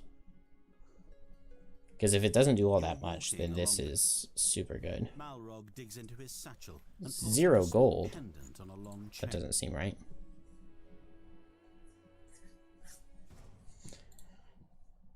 You just played the level. You are going to need to edit your cards.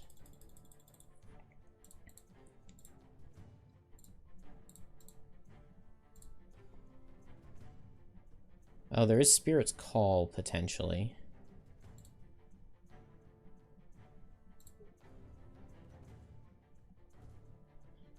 Why can I have so many more cards? I guess Frigid Growth. Chilling Impact? Like, I don't know why I have so many more card slots available.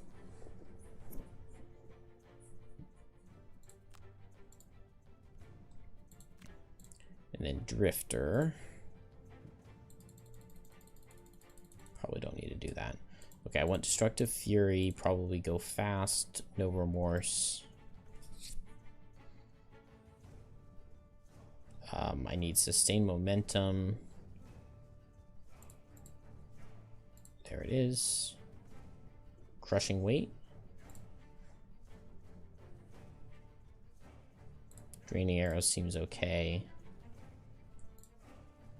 Deadly Shots move.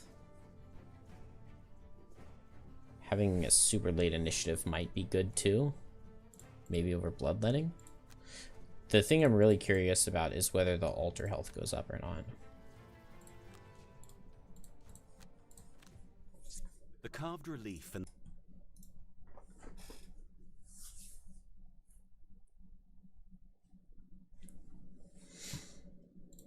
I should have just pulled it up on Tabletop Simulator. I just didn't want to go to all the trouble of opening it.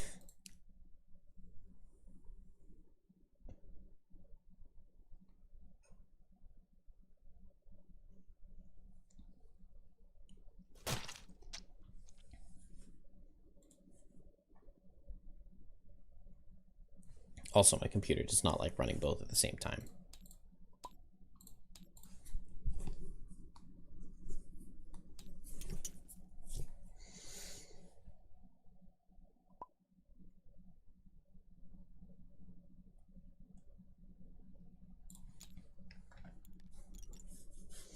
Getting super excited. We're getting very close to a Frosthaven speedrun being a thing. Not that much longer for the game to be out. And I really, really like the way they've done the puzzle book. All right, so we get a bunch of extra enemies, but we don't care that much about extra enemies. Like, it's a couple extra turns. But it'll be best to see what exactly is going to happen to the scenario. I think altar health is going to go up from 5 to 8 or 7. And that would be bad.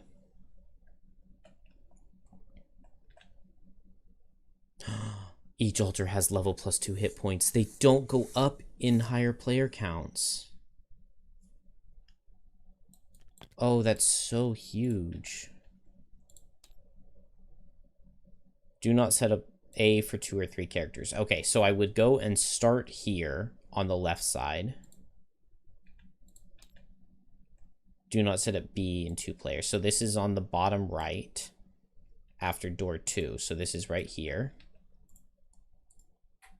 Yeah. So there are going to be 2 altars over to the left that are both 5 health. To the right. This one, same number of enemies in 3 player. This one, same number of altars. Is there really only one more altar?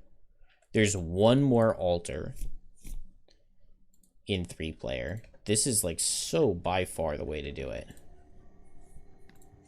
So drive recharge double time, and that means that on turn 2, I'm able to get here.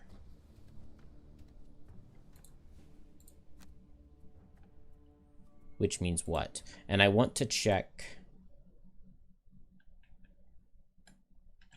Okay, so I don't want Drifter going this way. I want Drifter going this way, because if he gets to this hex, he can hit these 2. And if I have Shockwave up, I can make this thing suffer the 2 from this guy.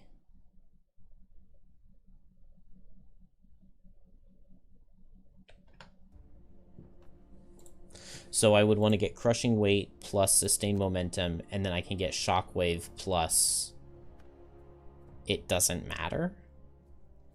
Oh, I have Unbreakable? When, why, where, how? That does mean I don't know exactly how I'm killing the final ones with Snowflake.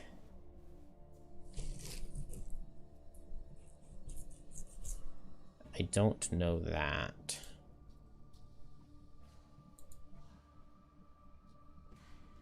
And we need to see exactly how much movement Drifter needs. Let's see. If he's right here. 1, 2, 3, 4, 5, 6, 7, 8, 9, 10, 11, 12, 13, 14, 15. So 15 move. And I think I have that much, because it was 7 plus 6 is 13, and then I have 4. And there can never be anything here. And so I have 2 pit stops along the way, and I have 2 bonus moves. So even if I have enemies standing in my way both times, it's fine. Which means that Snowflake jumps to here and uses the major power potion with a tornado, and then opens this door and has the whiteout to go here, here, here. This is so free.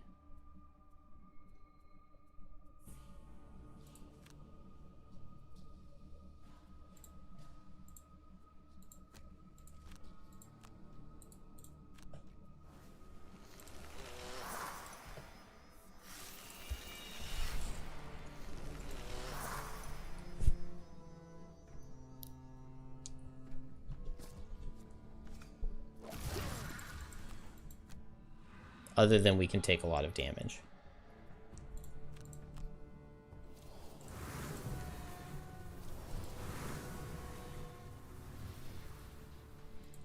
But everybody has enough cards to lose, I think.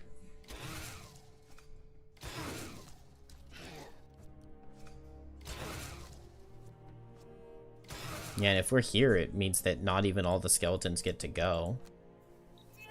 And everybody's gonna have jump.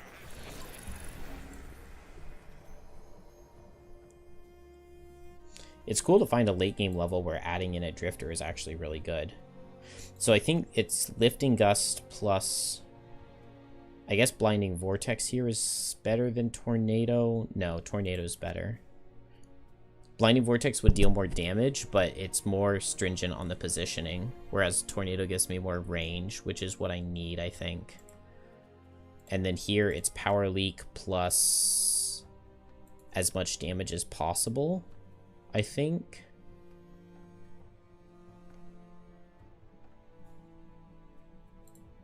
And then here, it's set up Shockwave,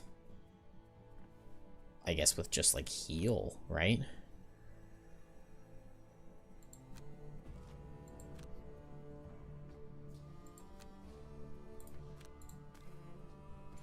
Maybe I'll heal this poison off.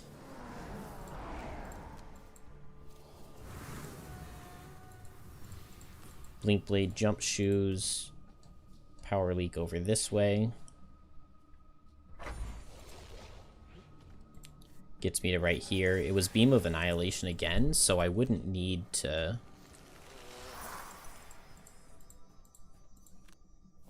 I wouldn't need to go where I did, but it's maybe fine.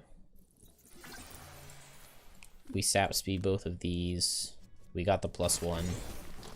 Yeah, sap speeding them is nice. Just not worry about that Deep Terror.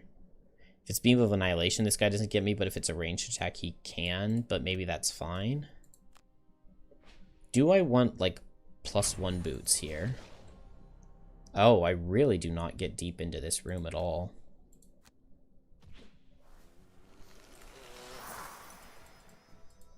So even with the enhancement from move 9, but it's fine because I have birds, or I have the pet to use next turn. So I don't think I care. And so here,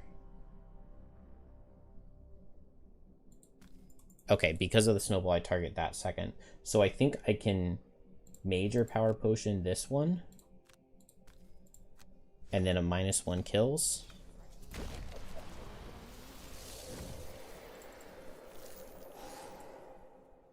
And I just don't care about that mind control. And I could have to banish cards, but I don't with this straight attack. +2 kind of sucks. -2 is kind of good. -1 is kind of good.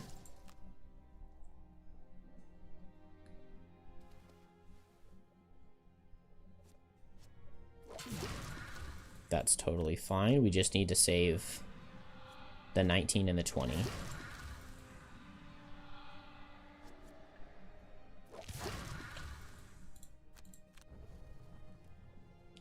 And then it's Birds in a Tempest plus Whiteout. It is go after Birds in a Tempest, which is Twin Strike plus Blurry Jab. And it is Destructive Fury No Remorse, which is after.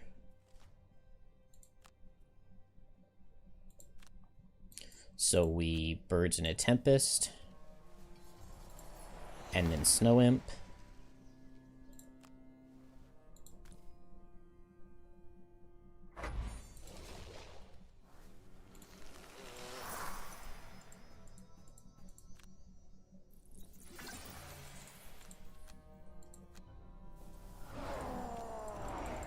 Everybody's having to banish a ton of cards. Oh, this is a move 6 because of the Snow Imp.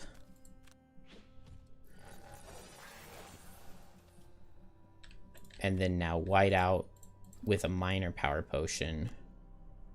Here, here, here with advantage. I guess I had one more hit, so I should have hit a Deep Terror as well. But I kill everything. Blink Blade. Yeah, it just barely doesn't reach. But it's fine. Oh, okay, Blink Blade has to kill more. Oh, man, so getting one more point of movement would be just insanely good. That would be an enhancement onto Blurry Jab. Okay. So now there's actually finally a reason that an enhancement onto Blurry Jab really does something. And that something is that I get to attack for 2 with Twin Strike here. And so I could hit with Frenzy Potion first, and then I could attack with Twin Strike and move and attack. So Blink Blade could very possibly kill both of these in one turn. Oh, that's overkill. Oh, yeah, I really just need that one movement. Dang, that's so sad. Because it's so close. Oh, Drifter. Wait. Why didn't Drifter get to take his turn?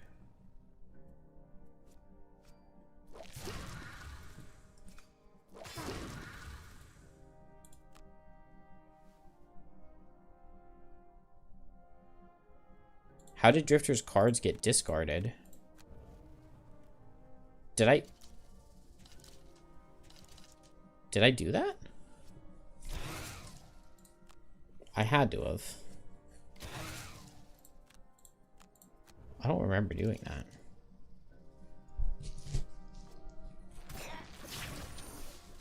Was I just that excited to get to play Blink Bleed's turn? Even though it didn't really work out.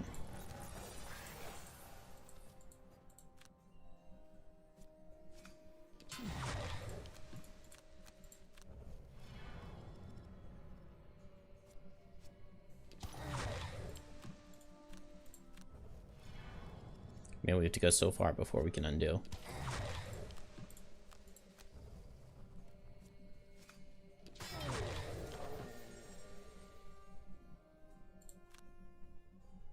Okay, so with an enhancement onto Blink Blade, this could, or yeah, Blurry Jab, this could be a turn 3 win, which is crazy.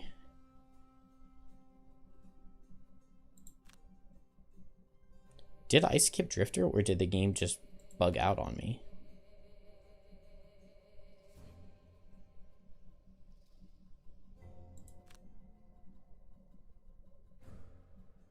Why? How are Drifter's cards discarded? Okay, so he has the cards played right here. I use the Snow Imp. I move in.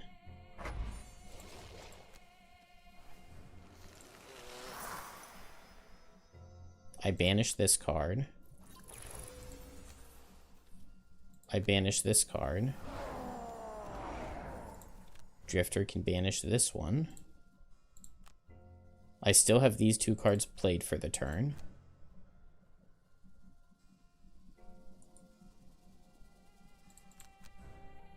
And now I get to move with the Snow Imp.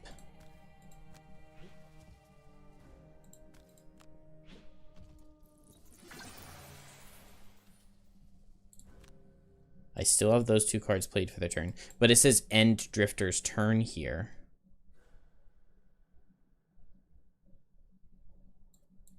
But it's not Drifter's turn, it's Snowflake's turn.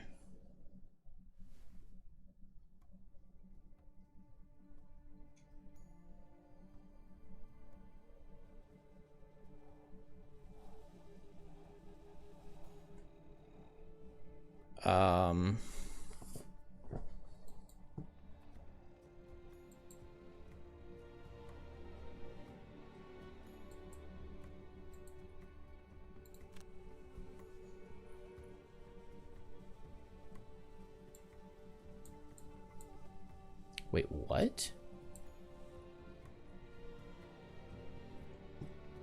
Wait, so does Drifter have his cards? No.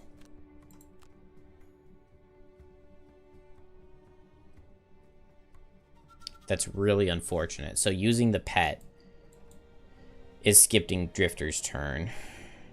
But if I...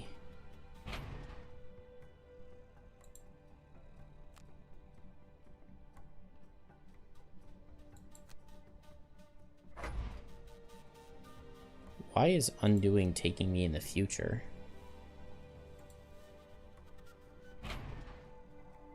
Okay, it's just going back and forth between these 2. That's so weird.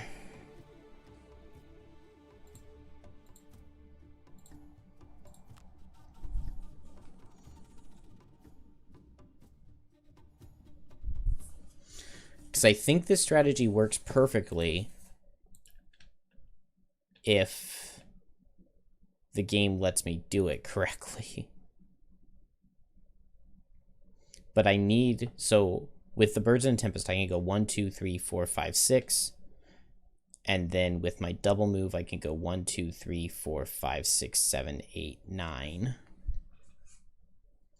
Do I have a move 9? No, because it would need to be a base move 5 and then get move 4, move 4.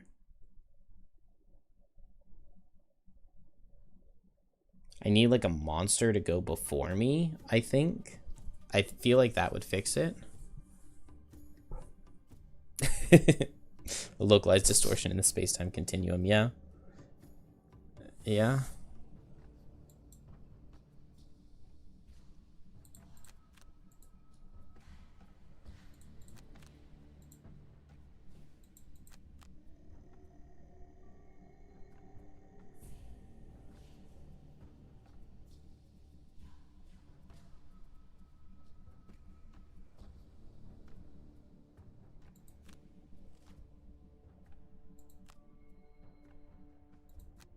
I mean, surely it's just going to do the same thing again, right? I can't move 2 first because he can't jump over. Unless it lets me use the boots.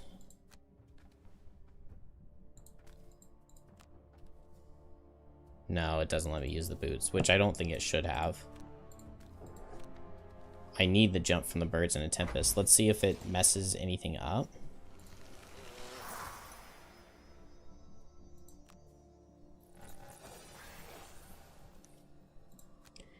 If this is always an issue... Oh, no. I was going to say if this is always an issue, then I could counteract it with boots plus...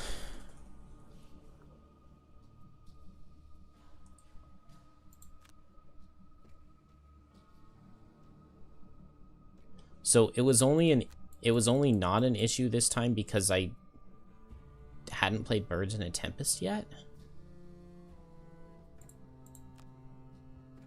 That seems so weird to me.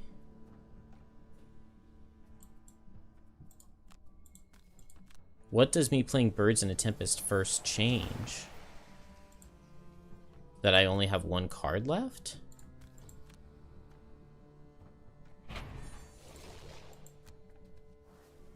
Or does somehow Blinkblade going next fix it?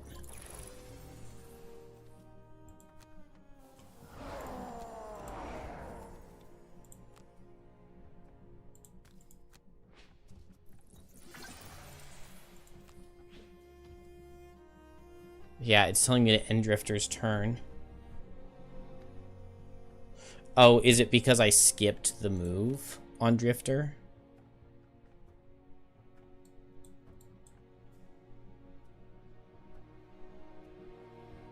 Is it because I have the sustained momentum charge? I bet it's that the game thinks it's my turn because I'm using a sustained momentum charge.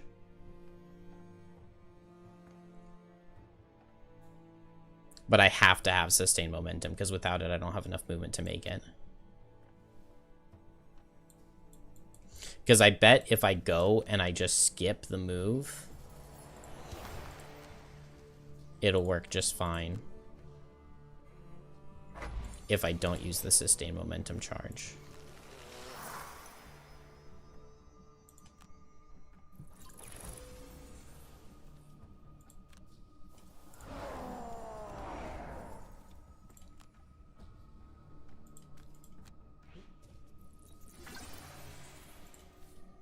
No, it still says end Drifter's turn.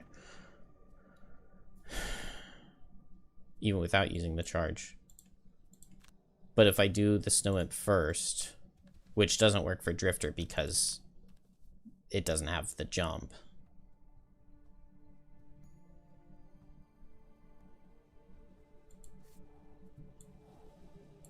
Okay. But so even with this bug, it's fixable. It just means that I need to move Drifter forward first, or on the previous turn,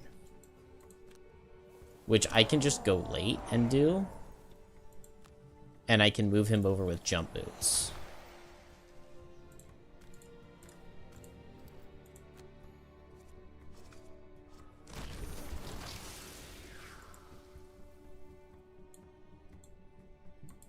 Because now Drifter's not going to reach. Both these moves are enhanceable.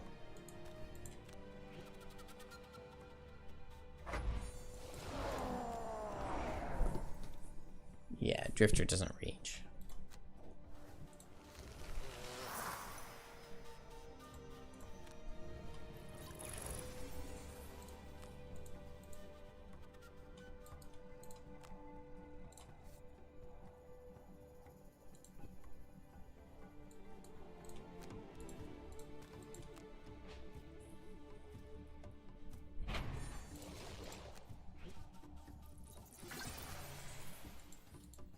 This Blink Blade might exhaust.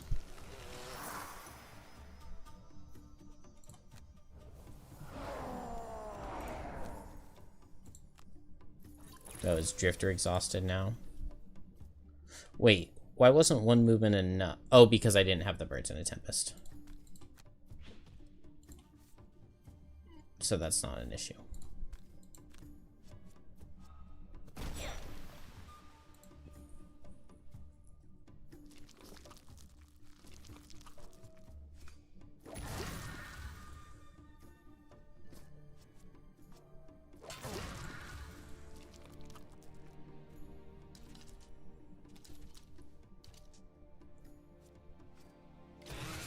That's such a weird bug. But this is just a weird level.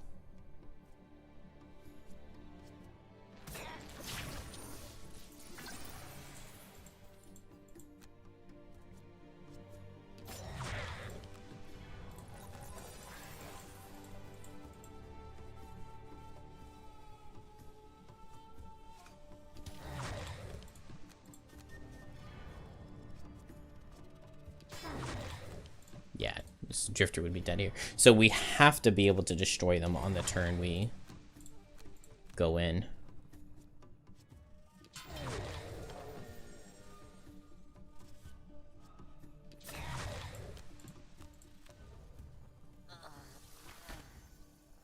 Okay, that's okay. We can fix this.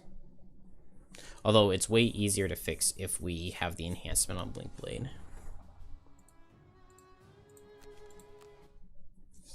And this is just with all level 3, so if I'm using an existing Blink Blade, it could be a little bit stronger. Although I don't need it. Just being Prosperity 6 to start with the right amount of gold is all that I really need. A pair of... Do I have any... I shouldn't have any money on any of these characters. They're all, yeah, just freshly made for testing. It's fine, we just won't build any buildings anymore. And I don't think I even, like, can get any retirements. Okay, so we just sell these items. I'm really low on Arrowvine and Corpse Cap, so we will switch these. Sell this Blink Blade's items. Not that. This.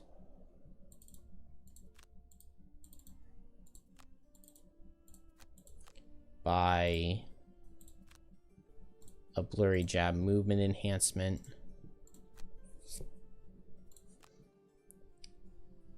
Delete.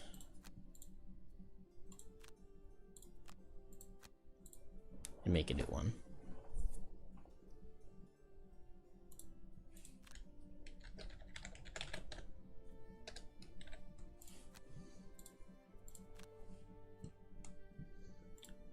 Horned Helm, Cloak of Pockets, Winged Shoes.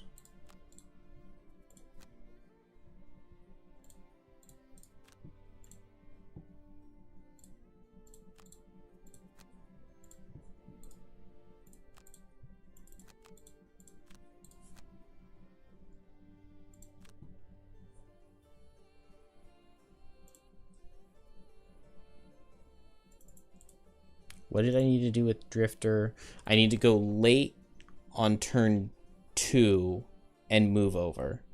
Because I don't have to be... ahead of you as... Wow, I no longer have like a ton of Arrowvine. It's other stuff now. Oh, I didn't brew potions on this Blink Blade. Maybe he doesn't need them? Doubt. Experimental adjustment, double time, no hit and run, no temporal. We do want drive recharge. And reckless.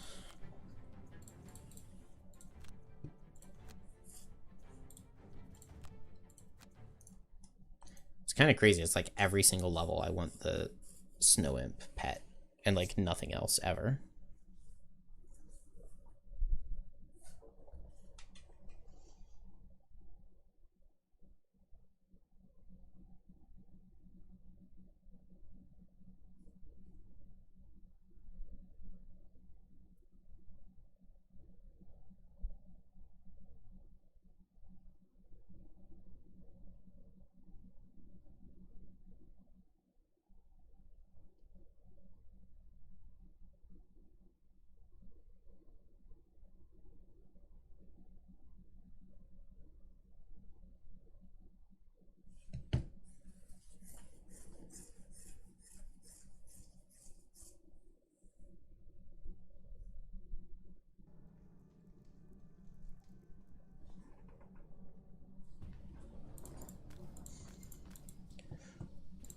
Okay, so drive recharge double time.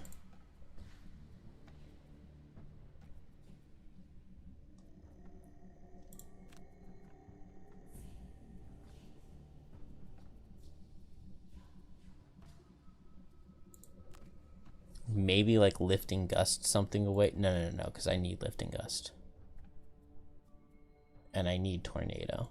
So yeah, we'll just frigid growth again, and it just doesn't matter. And then sustain momentum, crushing weight.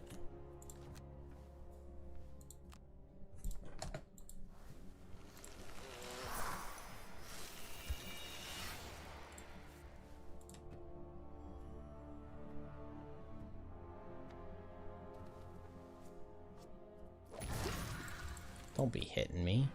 That's so rude.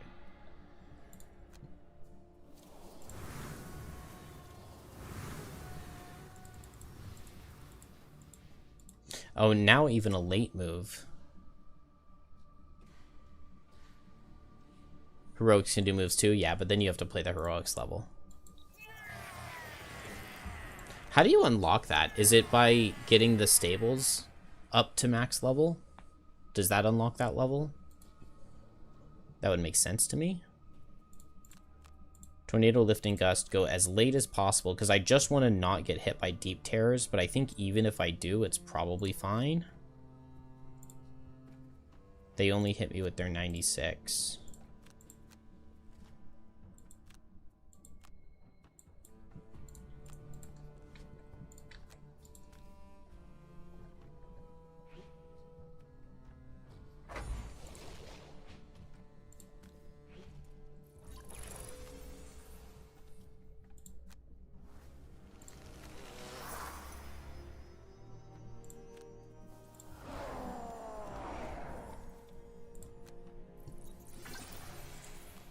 Come on, advantage. Got him. Oh, I do really want to be going for the kill on that guy because it could be the immobilized card. I guess if it is the immobilized card out of this guy, there's nothing I can do. Is there? Because he's always going to have line of sight of me. Yeah, no matter where I go in this room, this guy always has line of sight. So if it's the immobilized card, I would have to have like a cure potion. Which I guess I could have.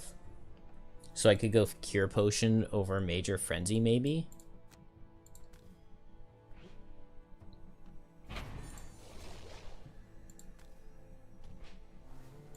It sounds dumb, but maybe it makes sense. I feel like it makes sense.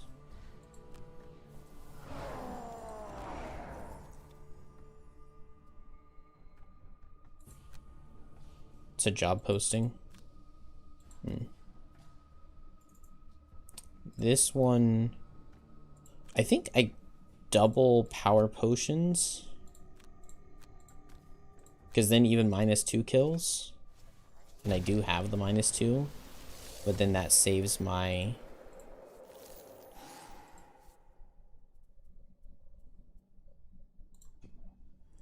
eagle eyes for the next turn, which is better.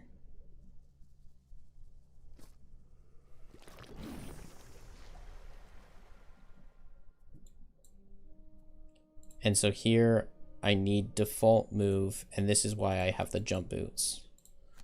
So the default move gets me in nice and deep.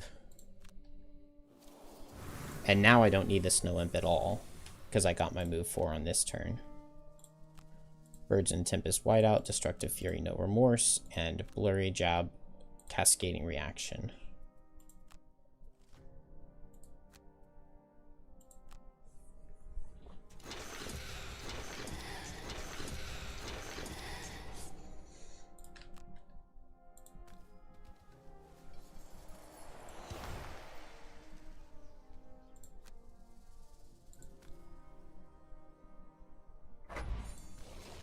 Snowflake in.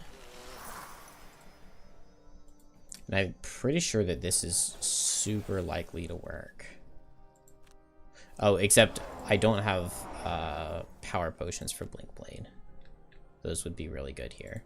Dude, Drifter does not even need to play the Lost move. At all.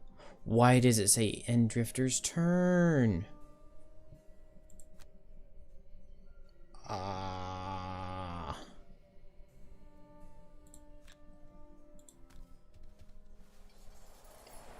It's okay. We just skip the move entirely.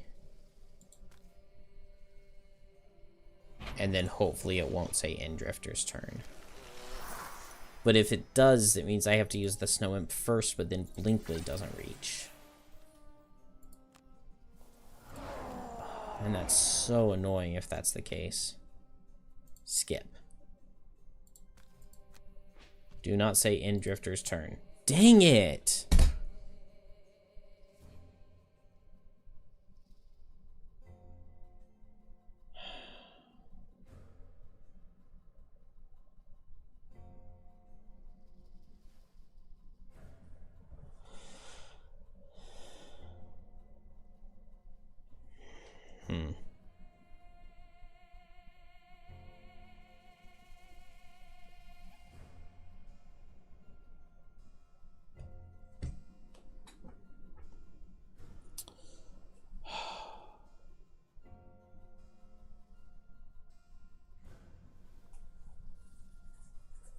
That is just so annoying.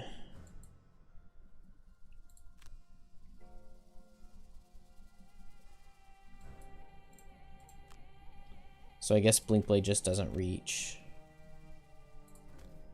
In that case, I could just go invisible on Blink Blade. But then even with the enhancement, they don't reach. But there's some sort of interaction between the Birds and a Tempest plus the pet plus sustain momentum.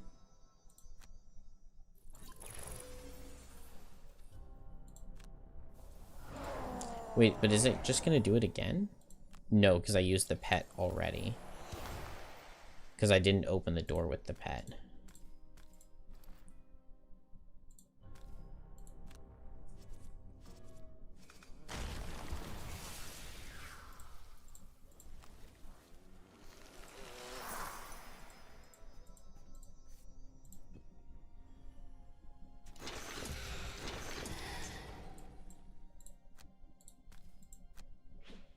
So now it doesn't even matter if Drifter makes it, because Blink Blade definitely never does.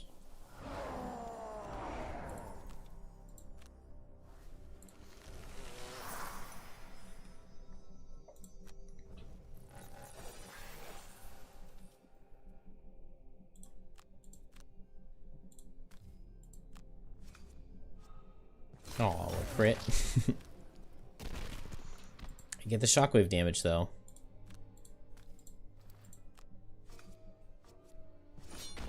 Alright, and then Eagle Eyes and Explosive Vial would have finished one of them off.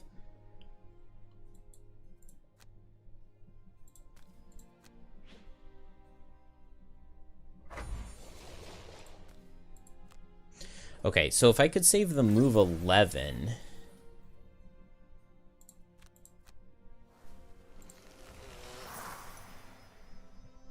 I could play the move 11 as the move card. And that would be enough, even if the pet has to go in a dumb way. And I don't have my potions here, which I should. No, but I still got the kill.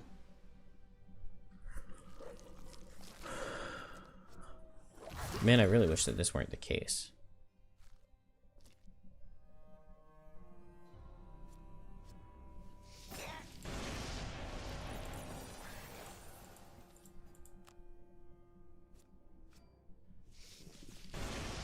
So I need a way for Blinkblade to move 11 on turn 2. Which I guess can just be Blurry Jab plus like Twin Strike top. And that should work just fine. And then here I just have to attack and kill.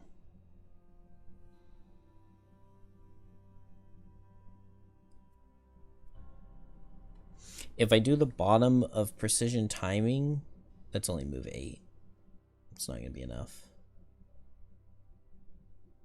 It doesn't come close to competing with move 11 or move 13.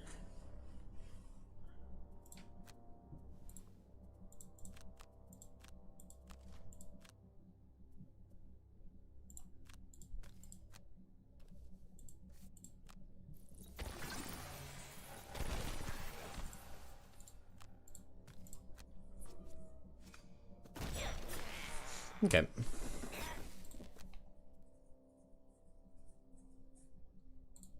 Not too bad. Like 4 turns for this scenario is not bad, and I'm sure that there's a way to find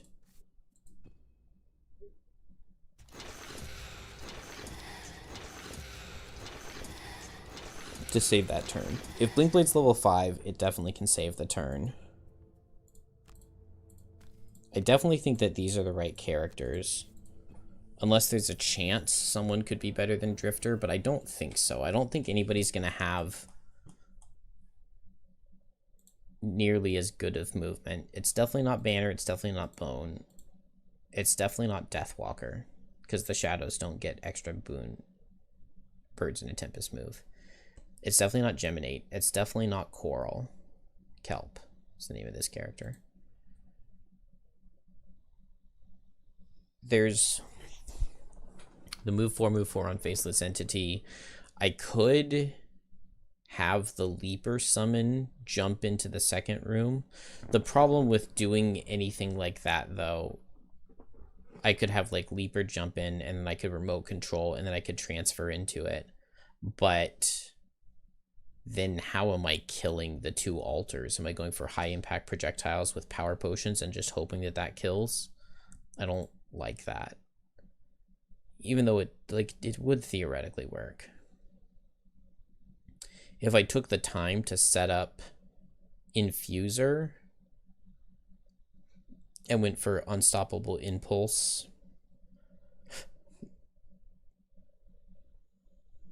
that just doesn't feel worth it, though. It feels like a lot of setup. I don't think Drill comes anywhere close. This is just move 6, which with Birds in a Tempest becomes move 8. It's not anywhere close to enough. Oh, but processing.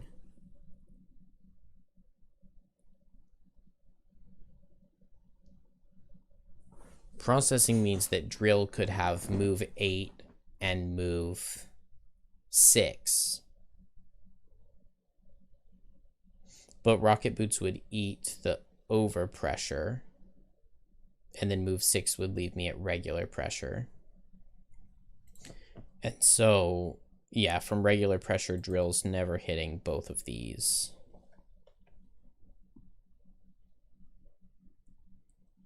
With a top that's killing.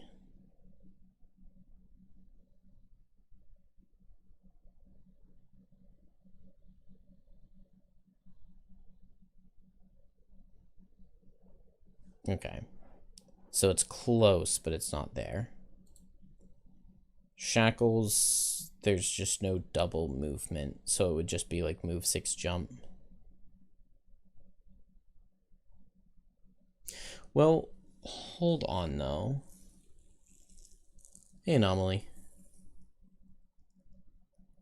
It could be Shackles with a jump potion.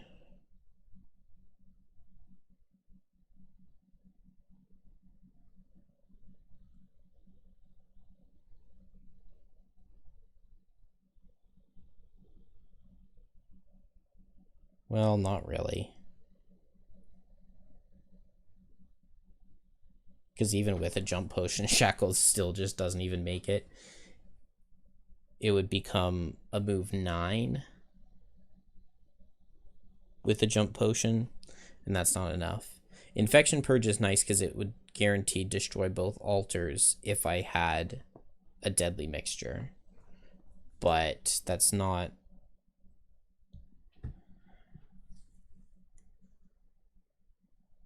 Yeah, you would need like the move 6 on Hopelessness. Alright, so not Shackles. We already have a Snowflake. We wouldn't have Shards unlocked. And Trap, I don't think that there's any way. No, there's just no way to have enough damage output on Trap on opening the door. So it has to be Drifter, and we just have to work around the bug.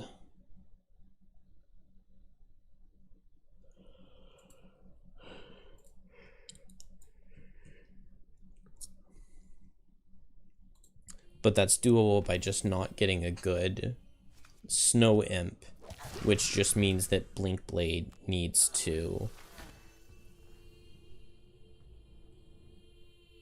Blink Blade just needs to have some items.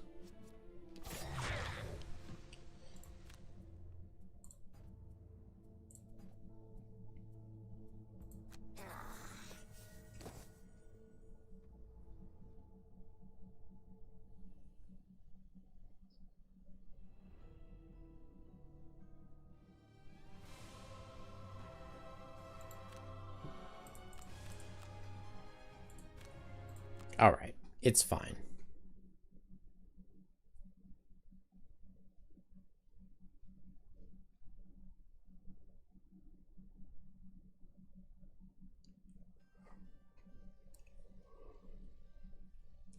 You're walking through town when you lose your balance for a moment.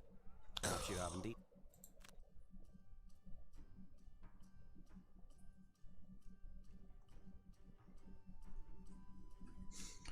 You think Astral could do it? Yeah, I think so too. Because I can take 2 turns to set up, and on turn 1, it could be Boon of the Tempest, and then turn 2, it could be set Dark and Wind, and then turn 3 with Unstoppable Impulse, it would be move 5 jump, move 5 jump, and that's move 10. The only problem with Astral would be finding a top that would work, that would hit both, which actually there may not be. It doesn't look like there actually is a top that hits both.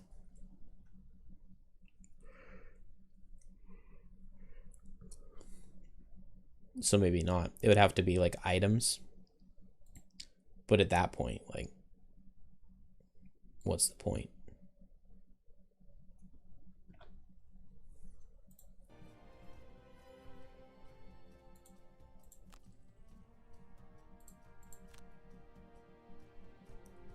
What are my thoughts on building multiple buildings in earlier weeks of the game with morale? There is...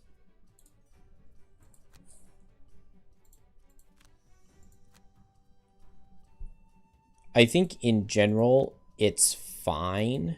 It's not amazing.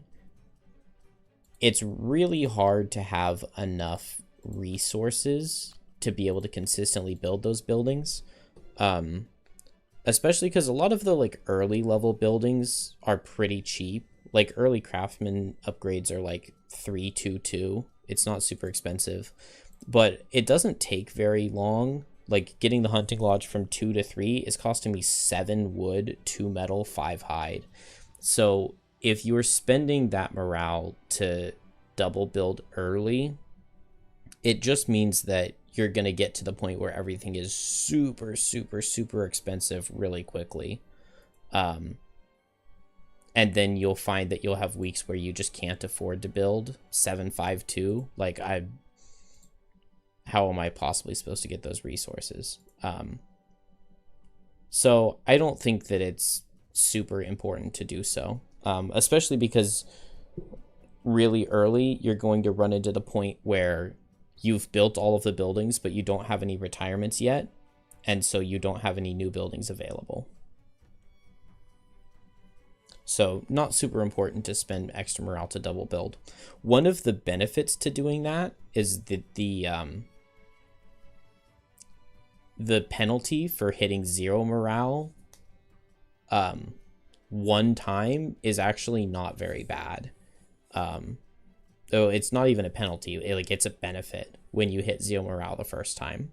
So like if you wanted to spend all of your morale early, like really, really early, if you happen to get attacked, you can just use morale to repair all the buildings, and you could double build to get a little bit of extra morale out. You get a nice little bonus the first time your morale hits 0, but then it gets worse and worse each time after that it happens, and you start losing prosperity, which is really bad.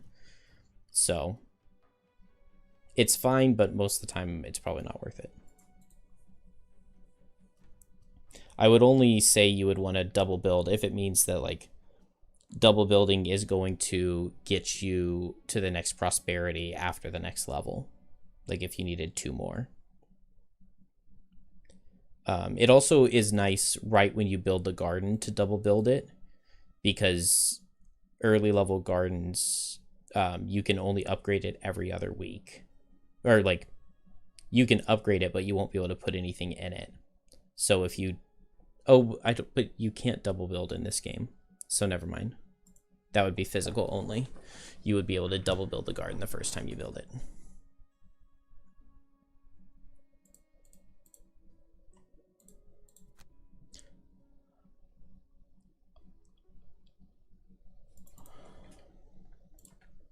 All right, but I'm very happy.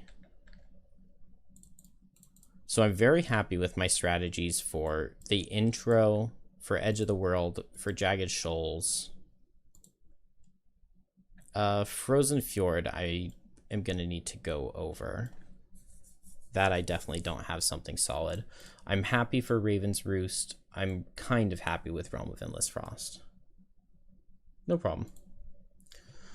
Then the goal is after I play all of those, I can be at Prosperity 3. And even if I'm not, I could go play Frozen Crypt after that, and then hopefully be Prosperity 3. Realm of Endless Frost gives me 2. Then I can have Meteor to Meteor and Deathwalker play Crystal Trench. Then I play 15 and 22 to retire my Drifter, who has kill 222. And then where do I go from there? Is it into the Unfettered storyline? Maybe I go play Crystal Enclosure with Meteor and Snowflake. Oh, okay, I know what I need to look at. So I'm going to have a Meteor play Crystal Enclosure, Derelict Elevator, and Quattro Library, and I need it to kill 15 Ruin Machines. So I can send it to the Ancient Spire as well and just take a couple extra turns. I need to kill 15 Ruin Machines in these 3 levels. There are 4 in this one. Derelict Elevator starts with 2, and then you get 6, so that's 9, and then you get 2, that's 11. So there are 15 Ruin Machines between these 2 levels. If you do Unstoppable Impulse plus Guide the Flow on the bird's turn, does it reach without the boon? Without the boon, then that would be 4, 4, 5. 4 plus 4 plus 5 would not reach.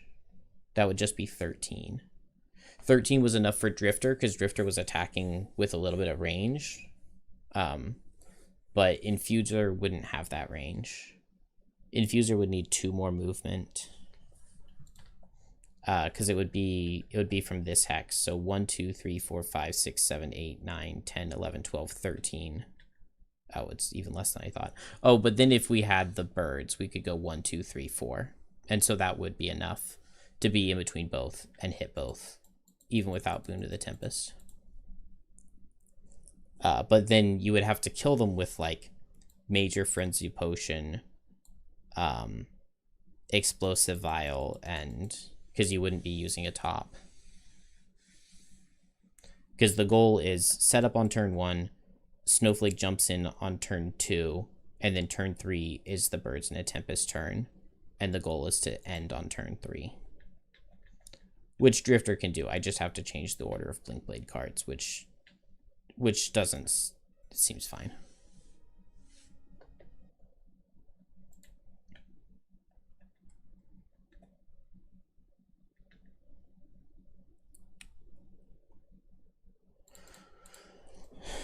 So at this point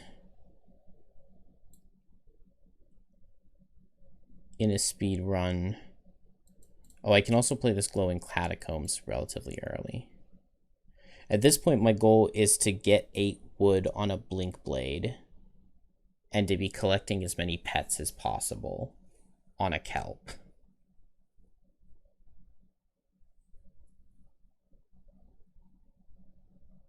I need to figure out how to get a mastery for kelp.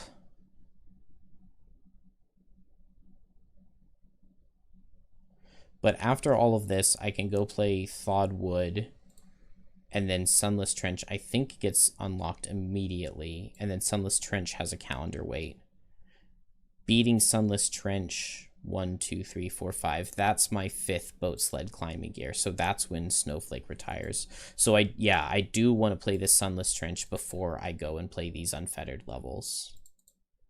But then as soon as I play Sunless Trench, I retire my Snowflake and I can make another one. She can go play these 3 levels with the Deathwalker, and then can go play this War of the Spire. So maybe I want War of the Spire first, because there's a long calendar before I can get Corrupted Camp. But after War of the Spire is when I could go play Haunted Vault and Depths of Delirium.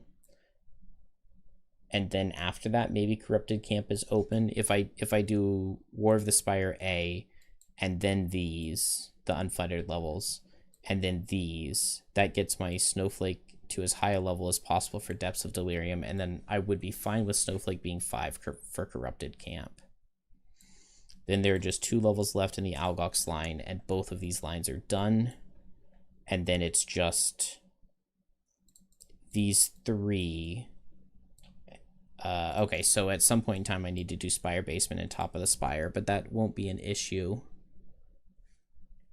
Play those 2, and then I should be able to play the final Lurker level. So 1, 2, 3, 4, 5, 6, 7 levels are missing from this.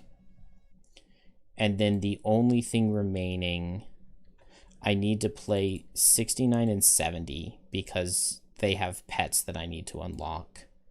And I need to play Abandoned Hideout to finish the Tavern quest. And I think that's it. I think that's all of the levels the speedrun plays. The problem is needing to have enough buildings to get to high enough prosperity. But in this file, I would get to play 7 more levels, and there are some retirements that I can't do, like boat sled climbing gear. And I have the 15 inspiration, so...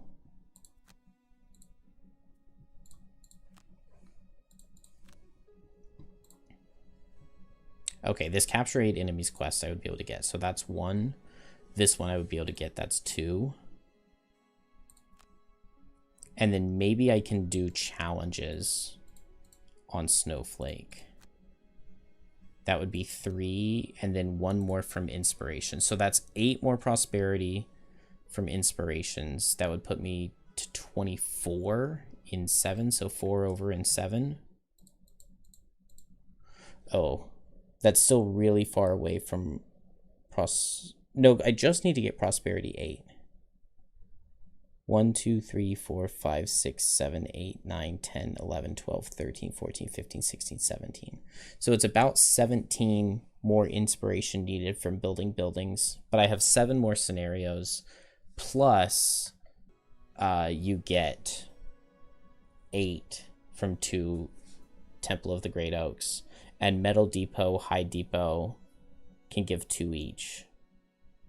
So that's 8 plus, let's just say 6 is 14, and then that's just 3 other buildings. So this is very possible. I think it's very possible with just this many levels. There might be a little bit of building grinding at the very end, but I think that is it for a number of scenarios required to win. Unless I'm missing something.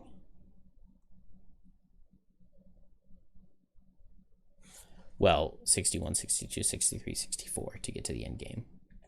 But I've never even played a single one of those 4 levels, so I have no idea what they have going for them.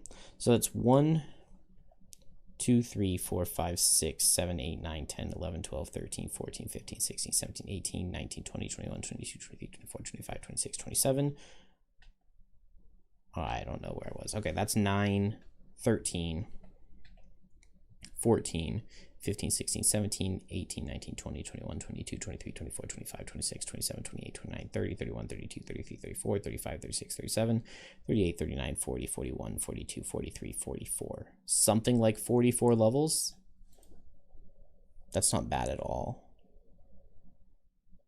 And 44 levels means that I would have 1 more set of 15 inspirations, I think. Because it's almost always just 2 characters per level, which means every 7.5. So 7.5, 15, 30, 37.5. And then like 45 would be 6.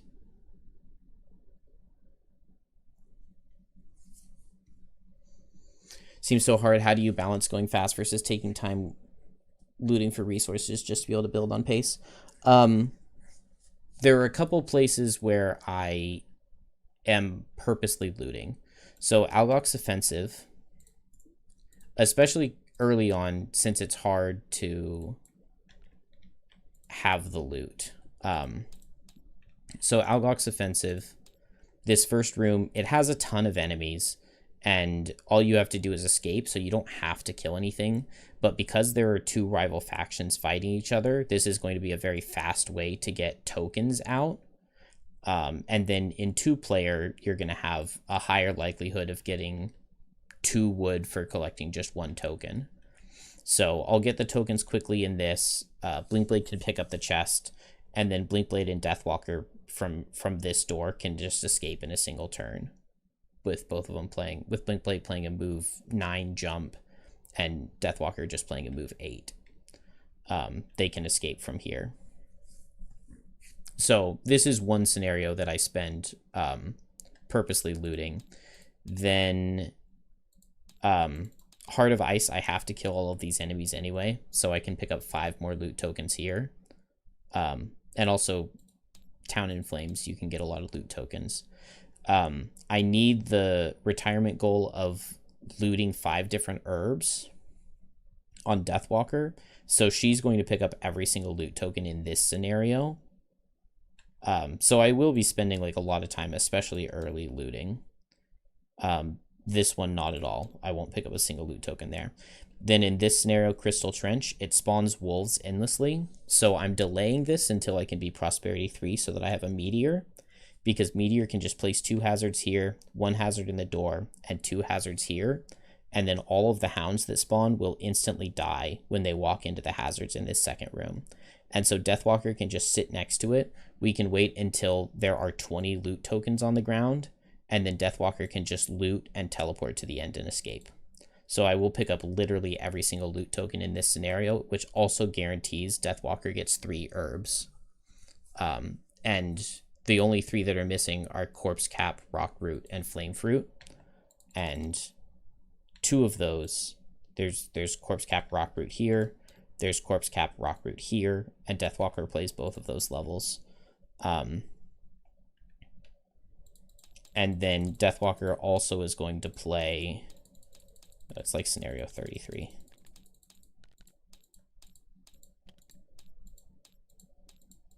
The Raven's Roost, which has Flame Fruit in it, but I'm not picking up a ton of loot there. So it's kind of just Hopium 32. I just hope that she can pick up the Flame Fruit here. But there are 2 Flame Fruit, and there'll be 3 enemies in the first room, so I'll have 2 chances for the Flame Fruit if Deathwalker is still alive. If she's not, if she's already retired, then at that point, well, no, because this one will be before Crystal Trench. So I pick up a lot of loot in those levels to be able to build early. And then after that, we kind of just pick up loot along the way. Crystal Enclosure is a good level for looting. The chest has bonus gold in it. Crystal Fields is a good level for looting. You have to kill everything. Basically, everything that's a kill everything, I'm going to get a lot of loot. I'm also thinking that if I get the... pet, the Piranha Pig, I'm going to be getting the Piranha Pig pet in this abandoned hideout scenario, which I have to play anyway for the tavern quest. And there are Piranha Pigs here. The Piranha Pig pet allows you to do a loot 1 on all characters without having to like use an action as a pet. So that can be a good way for me to get an extra like 2 to 3 loot tokens per scenario for most of them. But a lot of the levels are just going to be rushing. Oh, Derelict Elevator is another one. You have to survive 12 rounds. I'm going to have a Blink Blade who needs to get 8 wood tokens. And Blink Blade is really, really good at looting. So Blink Blade's going to try to collect all of the loot in Derelict Elevator. A lot of the loot in the Quattro Library. Blink Blade's also going to play the Crystal Fields to try to get enough wood. And in Sacred Soil, you have to loot the Earth Demons. Thawed Wood, I can also set up an infinite farm because every turn in the second room,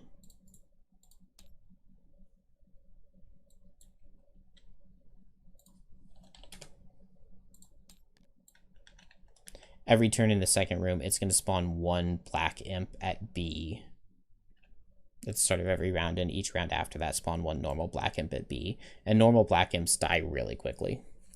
And so I can just sit on top of them, and the loot pool in this level is really good. It's got a lot of herbs, and then it's got a lot of wood if Blinkblade needs more wood.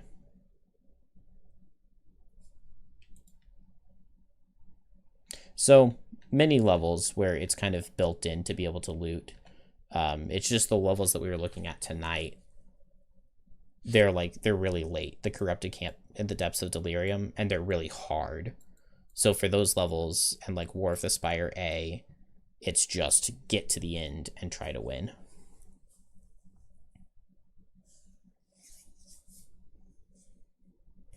I need to go through Haunted Vault and find the best way through there. Although I don't have a kelp right now, so it's kind of pointless. Because it'll definitely be a kelp. I can figure it out in Tabletop Simulator. But it's very close. It's very close. To look at that, I need to look at these levels. Ice Flows, Thawedwood, Sunless Trench, Beneath Sea and Stone. Underwater Throne should be easy enough. I'm going to want a strong Blink Blade for it. And I don't know what his personal quest will be at that point. Uniting the Crown can be a really hard level, but I might play it with some unique characters. I don't know. it's not a link at least.